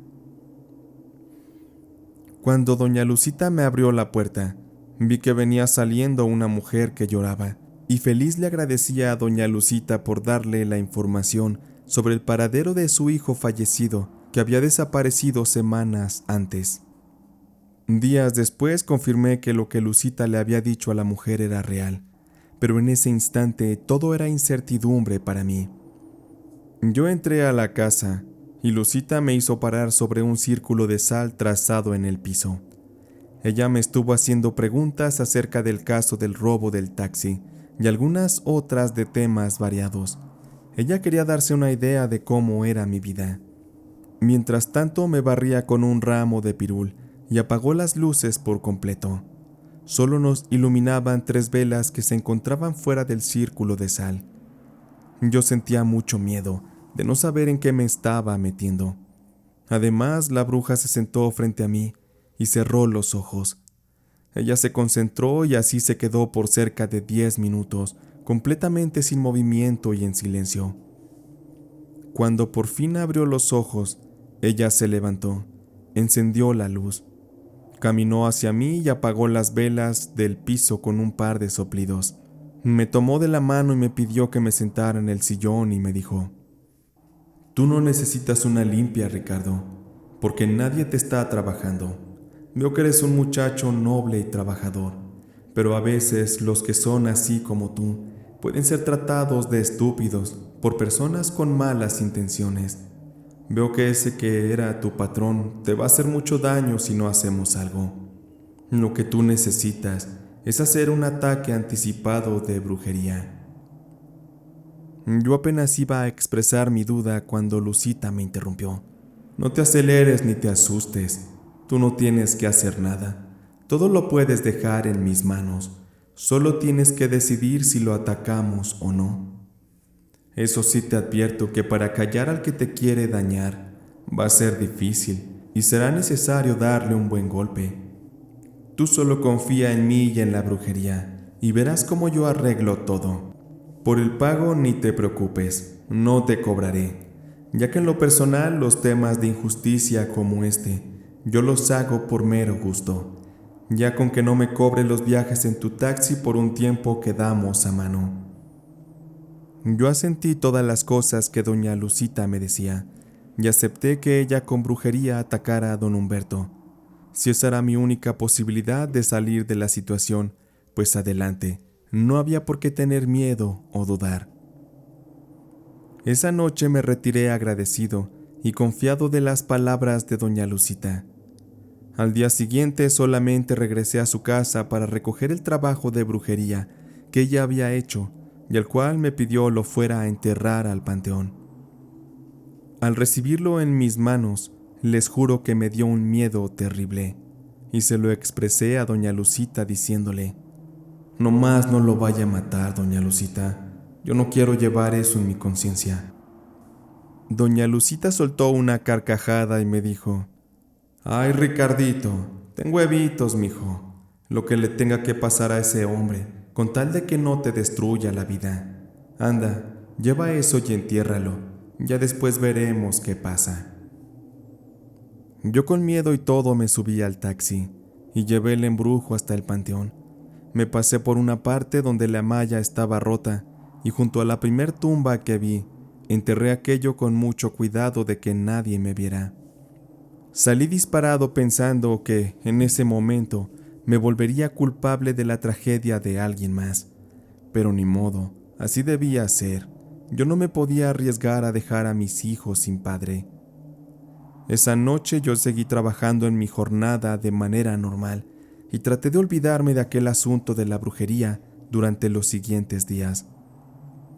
Jamás imaginé que todo aquel asunto con doña Lucita y la brujería fuera a resultar algo real, pues andando en mi jornada de taxi, pasé cerca de la base de trabajo de don Humberto, nomás para echar el ojo y saber si me encontraba alguien que me contara alguna novedad de la situación. Para mi sorpresa me encontré que había un moño negro en el portón de la base que se encontraba completamente cerrada. Don Humberto nunca cerraba esas horas. La base siempre estaba abierta a las 24 horas. Algo andaba muy mal. Algo debió haber pasado y yo necesitaba averiguarlo.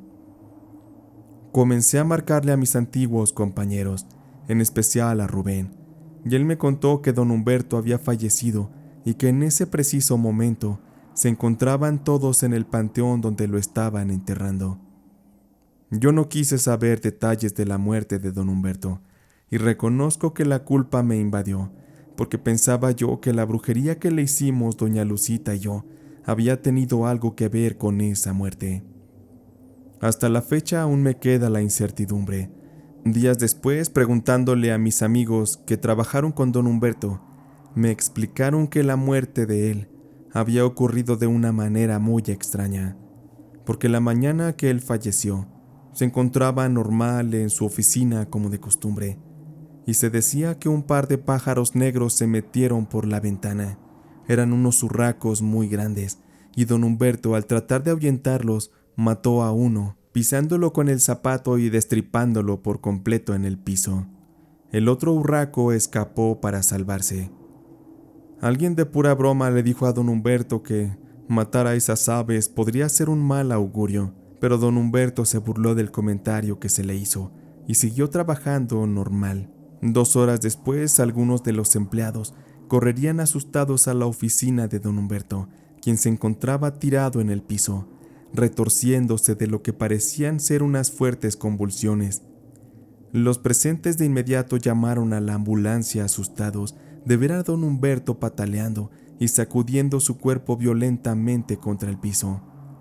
Dice un compañero que, de aquellos movimientos tan fuertes, don Humberto se golpeó en la cabeza contra el piso varias veces, y cuando llegó la ambulancia, el pobre hombre ya se encontraba sin vida. Los hechos hasta la fecha son un misterio. Él ya tenía sus años, pero no tenía problemas aparentes de salud. Y no puedo asegurar que la brujería fue la que le provocó la muerte. Eso ya lo dejo a juicio de quien escuche la historia. Y tampoco me alegra que haya muerto aquel hombre, pues él también tenía una familia que mantener. Sin embargo, sí me alegro de que a causa de su fallecimiento, yo no tuve que enfrentar sus amenazas de hacerme pagar por algo que yo no cometí. Paso las noches tratando de pensar en cómo hubiera sido mi vida si no hubiera cometido tantos errores, si hubiera pensado mejor las cosas, pero cuando uno trae la cabeza caliente, es muy tonto creer que se puede pensar. Uno reacciona solo por instinto y por obra de la estupidez, termina hundido tal y como yo lo estoy desde hace tiempo por consecuencia de mis actos. Todo comenzó cuando me casé con Daniela, una muchacha que conocí en una fiesta y que de inmediato me llenó el ojo. Sus labios rojos y su cabello rizado me enloquecieron desde que la vi. Cuando nuestras miradas se cruzaron, supe que Daniela era la mujer que yo había estado buscando por mucho tiempo. Esa noche la invité a bailar, y después bebimos y platicamos por largo rato. Compartimos números y después comenzamos a salir. En nuestras citas íbamos al cine, a bailar, y en varias ocasiones nos encerrábamos en un motel para darnos vida, disfrutando de nuestra piel y nuestros cuerpos. Sin embargo, Daniela nunca me había dado el sí. Ella no quería comprometerse conmigo, solo quería disfrutar la aventura. Ella argumentaba que era por exceso de trabajo, pues ella estaba buscando un ascenso y quizá hasta una promoción con la que la mandarían a España a trabajar. Por eso y por más cosas, Daniela no quería un compromiso formal, pues de ser promovida en el trabajo, ella tendría que dejarlo todo aquí en México. Yo acepté esas condiciones, respetaba lo que ella quería, pero yo ya estaba muy enamorado de ella yo no la quería perder. Con el tiempo de que nos fuimos tratando, me di cuenta que Daniela era una mujer muy fría, poco emocional. No le gustaban mucho los detalles como las rosas o los chocolates, mucho menos que yo fuera demasiado cariñoso. Me fui desilusionando de saber que ella no era la mujer que yo tanto había anhelado, y las cosas se complicaron cuando por un descuido, en una noche que estuvimos juntos, Daniela resultó embarazada. Eso la destruyó porque su sueño de ser madre era algo que sí quería, pero era secundario a su carrera laboral. Ella en charlas me había dicho que la idea de tener un bebé debía esperar más o menos unos 10 años, pero ya era demasiado tarde. Las cosas dieron un giro inesperado, pues ella provenía de una familia muy católica y yo también, así que decidimos casarnos y vivir juntos para formar una familia. Entre Daniela y yo las cosas iban muy mal. Ella rechazaba mucho la idea de ser madre y culpaba a eso de que no fuera promovida, pues su jefe la descartó de inmediato del proyecto al saber que estaba embarazada. No todo estaba perdido. Debía pasar un año después de que naciera mi hijo para que Daniela pudiera aplicar nuevamente a la promoción, y conociéndola, era seguro que lo intentaría de nuevo. Y así de quedar seleccionada, nos iríamos junto con ella a empezar una vida nueva a España. En aquel lapso que llegó la siguiente oportunidad para Daniela, yo fui perdiendo el entusiasmo y mi amor por ella. Ya era un poco tarde quizá para remediar ciertas cosas. Ni siquiera nuestro hijo le daba la chispa a la relación. Las peleas por cosas estúpidas eran cosa de todos los días. Por semanas Daniela y yo a veces ni siquiera nos hablábamos. Quizá debimos separarnos, pero nuestros ideales católicos y tradicionalistas del concepto de la familia unida nos tenían prisioneros de un maldito infierno en nuestro propio hogar. Yo ya no la soportaba, la odiaba mucho, y estoy seguro que ella también a mí. Creo que lo que me ayudó a permanecer en esa casa y en esa relación fue la aparición de Sandra. Sé que parece estúpido, pero Sandra era una vecina mía y era una dulzura en su totalidad, una mujer bonita, amable, madura, independiente y con la que hice una muy bonita amistad. Y como se imaginarán, terminé enamorándome de ella. Sandra era el amor de mi vida y yo el suyo. Fue amor a primera vista, y no pudimos ocultar aquello, pues a veces que me la encontraba en la calle y platicábamos, comenzábamos con temas triviales y terminábamos hablando de cosas muy profundas. Eso sí, todo a escondidas de Daniela, porque cuando ella estaba yo ni siquiera saludaba a Sandra. Mi ventaja es que Sandra era soltera, 2 años menor que yo, y cuando le confesé mi amor ella también aceptó que estaba enamorada de mí. Así fue que comenzó un romance oculto que duró bastante tiempo. Y como nuestras casas estaban juntas y por la parte de atrás del corral solo nos dividía una pequeña barda, yo a veces me brincaba por ahí cuando Daniela se iba a trabajar y yo ya le había llevado el niño a mi mamá para que lo cuidara. Yo me brincaba a la casa de Sandra para tener encuentros amorosos que de verdad son lo mejor que he vivido. La primera vez que lo hice, la adrenalina me hervía la sangre. Mi respiración estaba muy agitada. Lo que estaba haciendo era de alto riesgo, pero yo me la quería jugar. Por Sandra, yo haría todo. Esa tarde la tomé en mis brazos y la besé con mucha pasión. La acosté en la cama y me dejé llevar por las caricias, los besos. Nuestra piel sudaba a chorros de la intensa pasión que sentíamos. Yo me entregué a Sandra y ella a mí, como nunca nadie más se me había entregado. Eso era puro amor. Era tan fuerte que nuestra energía hacía cimbrar aquella habitación. Tenerla en mis brazos después del acto y sentir esa paz era la mejor experiencia de mi vida. Yo ya quería dejar a mi esposa para irme con Sandra, porque sé que por más que ella me amara, no me iba a esperar por toda la vida. Si yo no me divorciaba, Sandra se iría de mi lado con alguien más. Pasó un poco de tiempo y ya era tiempo de que Daniela aplicara para su puesto. En el trabajo la tenían muy presionada estudiando y tomando muchos cursos, pues había varias chicas que le competían muy fuerte y Daniela debía demostrar ser la mejor. Justo cuando ya iba a terminar y a pedirle el divorcio a Daniela, ella extrañamente se comenzó a poner muy enferma. Una cosa muy extraña. Ella ya no podía comer, se le había ido el apetito por completo y le daban unos dolores de cabeza muy fuertes. Daniela perdió la movilidad en casi todo su cuerpo. Cuando los médicos la revisaron, le detectaron un tumor en la cabeza que estaba invadiendo y afectando su motricidad y que era seguro le llevaría a una lenta y triste muerte. Daniela estaba lamentablemente desahuciada. Ella estaba destinada a morir. No me daba gusto, pero sabía yo que si Daniela se moría, yo quedaría libre para iniciar formalmente mi amor con Sandra, sin obstáculos, sin interrupciones, todo con amplia libertad. Esas ideas me llegaban a la cabeza, pero moralmente yo debía estar con mi esposa, y Sandra lo comprendía. Ella no me reprochó nada, solo me pidió un poco de distancia. Ella no podría seguir con nuestro juego, sabiendo que Daniela estaba mal. Pasé semanas cuidando a Daniela. Ella cada vez se ponía más grave. Los médicos ya no tenían más que hacer, y fue la mamá de Daniela, mi suegra doña María, quien había crecido y vivido casi toda su vida en un rancho. Ella pidió que lleváramos a Daniela con una bruja, la cual se dedicaba a curar personas. Doña María pedía que al menos lo intentáramos, porque yo me negué a creer en esas cosas. Ella argumentaba que si ya no había nada que hacer, mínimo sería bueno agotar todas las posibilidades.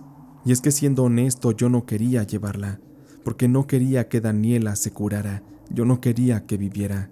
Yo sabía que su muerte me llevaría a tener la paz que tanto necesitaba, pero también debía aceptar la propuesta de mi suegra, porque Daniela también había decidido que era buena opción consultar con aquella bruja. Así una mañana de fin de semana nos fuimos para aquel rancho. Aquel era un pueblito muy pobre. A la entrada por el camino de la terracería se podían ver niños corriendo descalzos y a algunos otros jugando en un charco de agua con la que quizás habían lavado la ropa. Había moscas por todas partes, las casitas estaban hechas de adobe y un par de hombres cargaban leña con la que me imagino harían el fuego para cocinar sus alimentos. Ver aquel entorno en esas condiciones me hacía pensar en que no habría manera de encontrar una solución para Daniela en un lugar así, tan deplorable, tan sucio y tan olvidado por el mundo. La verdad, eso me alegraba, porque yo no quería que mis planes se estropearan. La malicia que gobernaba mi alma se sentía satisfecha de saber que Daniela podría morir y que yo me iría a vivir con Sandra. Yo tenía visualizada mi felicidad, mi tranquilidad y la de mi hijo también. Pero no contaba con que ese día que visitamos a la anciana bruja curandera, las cosas se me saldrían de las manos. La mujer nos recibió muy amable, saludó a mi suegra, a quien ya conocía, y a Daniela también. Pero en cuanto me vio a mí, la mujer cambió su cara de alegría y me pidió que para las sesiones que tendrían, yo debería quedarme afuera. No se me dijo la razón, pero no me dejaron entrar. Eso me pareció muy raro. Es como si la mujer bruja supiera que yo deseaba la muerte de mi propia esposa, y por eso quiso mantenerme lejos de su proceso. Yo no sé qué le haría la curandera a Daniela. Yo solo desde afuera escuchaba sus gritos de dolor. Seguro le estaban provocando mucho sufrimiento. Yo estaba que me moría de la incertidumbre. Pasaron así hora y media. Ellas estaban encerradas en aquel cuartito, y cuando salieron, Daniela tenía vendada la cabeza y estaba dormida. Mi suegra me pidió ayuda para que la cargara y la llevara al auto, para que así ella siguiera descansando. En el camino de regreso a casa, mi suegra no me hablaba mucho. Algo había cambiado en ella, porque parecía molesta conmigo. Y al preguntarle acerca de lo que tenía Daniela, mi suegra me respondió que supuestamente una envidiosa del trabajo la estaba embrujando para que se muriera, y así no fuera competencia para quedarse con un puesto de trabajo que Daniela tanto quería. Además, mi suegra me dijo que había otros detalles que les había dicho la curandera, pero esos no tenía caso decírmelos. De todos modos, la bruja se encargaría de quitarle el mal a Daniela y regresarle la magia haciendo trabajos a la envidiosa del trabajo que le hizo el mal a Daniela, y también a otras personas que la estaban dañando, según palabras de la bruja. Yo solo sentí cómo se me bajó la sangre y me puse a pensar que la bruja pudo de alguna manera saber que yo engañaba a Daniela con Sandra, o bien le pudo decir que se cuidara de mí por mis pensamientos malignos hacia ella. No lo sé, muchas cosas me pasaron por la cabeza y empecé a ponerme paranoico. De ir manejando se me secó la boca y mejor me quedé callado todo el camino hasta llegar a casa. Pasaron los días y mi miedo creció. Yo no quería que la bruja me hiciera algo. Eso me llevó a sentir más fuerte el deseo de que Daniela se muriera. Sin embargo, la llevé un par de veces más con aquella bruja. Yo no sé qué le daba o qué le hacía, porque a mí no me dejaban entrar a las sesiones. Pero Daniela, al pasar de 2 meses, se curó. Ella ya caminaba, ya me ayudaba incluso con algunos quehaceres de la casa. Cuando Daniela ya se sintió completamente bien después de 5 meses, tuvimos una pelea. Ella se estuvo guardando muchas cosas y me reclamó de que yo la estaba engañando con Sandra, pues la bruja le dio la descripción tal cual de la mujer con la que yo estaba enredado. Además me dijo que con ayuda de la bruja me haría pagar el precio de mi traición y también se vengaría de la chica de su trabajo que la había puesto al borde de la muerte. Aquella compañera era Tania, una mujer con la que Daniela tenía problemas desde años atrás. A mí no me quedó más que confesar mi culpa, pedirle perdón a Daniela y largarme de mi casa. Yo ya no quería ver más a Daniela, la verdad ya estaba harto de ella. Así que al marcharme me llevé a Sandra conmigo. Ella rentaba la casa donde vivía, así que no hubo problema para que se fuera a vivir conmigo a un apartamento en la zona centro. Fue muy triste ya no ver tanto a mi hijo. Solo me permitían verlo los sábados un rato, pero eso no fue lo peor. Una ocasión que fui al trabajo de Daniela a dejarle dinero de la manutención, vi entrar a 2 chicas con un ramo de rosas, con veladoras y una fotografía de una muchacha. Me vino a la mente de inmediato Tania, pues yo no la conocía de vista. Cuando me acerqué a las jóvenes les pregunté el nombre de la difunta. En efecto se trataba de Tania.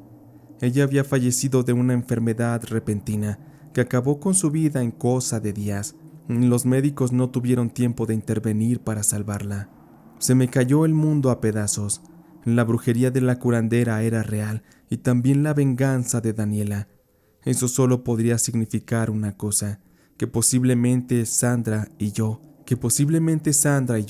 éramos los siguientes. Intenté vivir en paz dejando aquel episodio con Daniela en el pasado. Lamentablemente no pude, pues es como si una especie de maldición nos persiguiera a Sandra y a mí. Lo digo porque nos fue muy mal en nuestra relación. Sandra se quedó sin trabajo y a mí ya no me rendía el dinero. Comenzó a haber problemas entre nosotros y cada cosa que hacíamos para salir adelante fracasaba. Pero todo se volvió un infierno en mi vida cuando ocurrió algo que me lo cambió todo. Una noche íbamos de viaje a visitar a los padres de Sandra, que vivían en la ciudad vecina.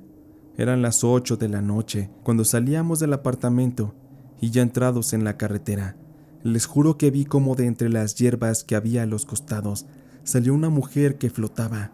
No se le veían los pies y se fue de frente contra mi auto. Todo pasó muy rápido y a la velocidad que yo iba, no pude reaccionar y di un volantazo que me llevó a salirme del camino. Mi auto cayó a una zanja, donde nos volteamos y dimos un par de giros. Yo perdí la noción del tiempo. Quedé inconsciente y hasta que llegaron los paramédicos me despertaron y me atendieron. Yo vi cómo a Sandra le colocaron una sábana blanca porque perdió la vida en ese accidente. La perdí. La mujer que más he amado en la vida ya no estaba conmigo. Aquel maldito fantasma que se nos atravesó provocó ese accidente y me arruinó la vida. Y sé claramente que todo eso fue parte de las brujerías que la curandera esa nos hizo a petición de Daniela. En esos momentos me dolía en el alma que Daniela no se hubiera muerto. Yo hubiera sido tan feliz de haberla visto enterrada y pudriéndose en el infierno.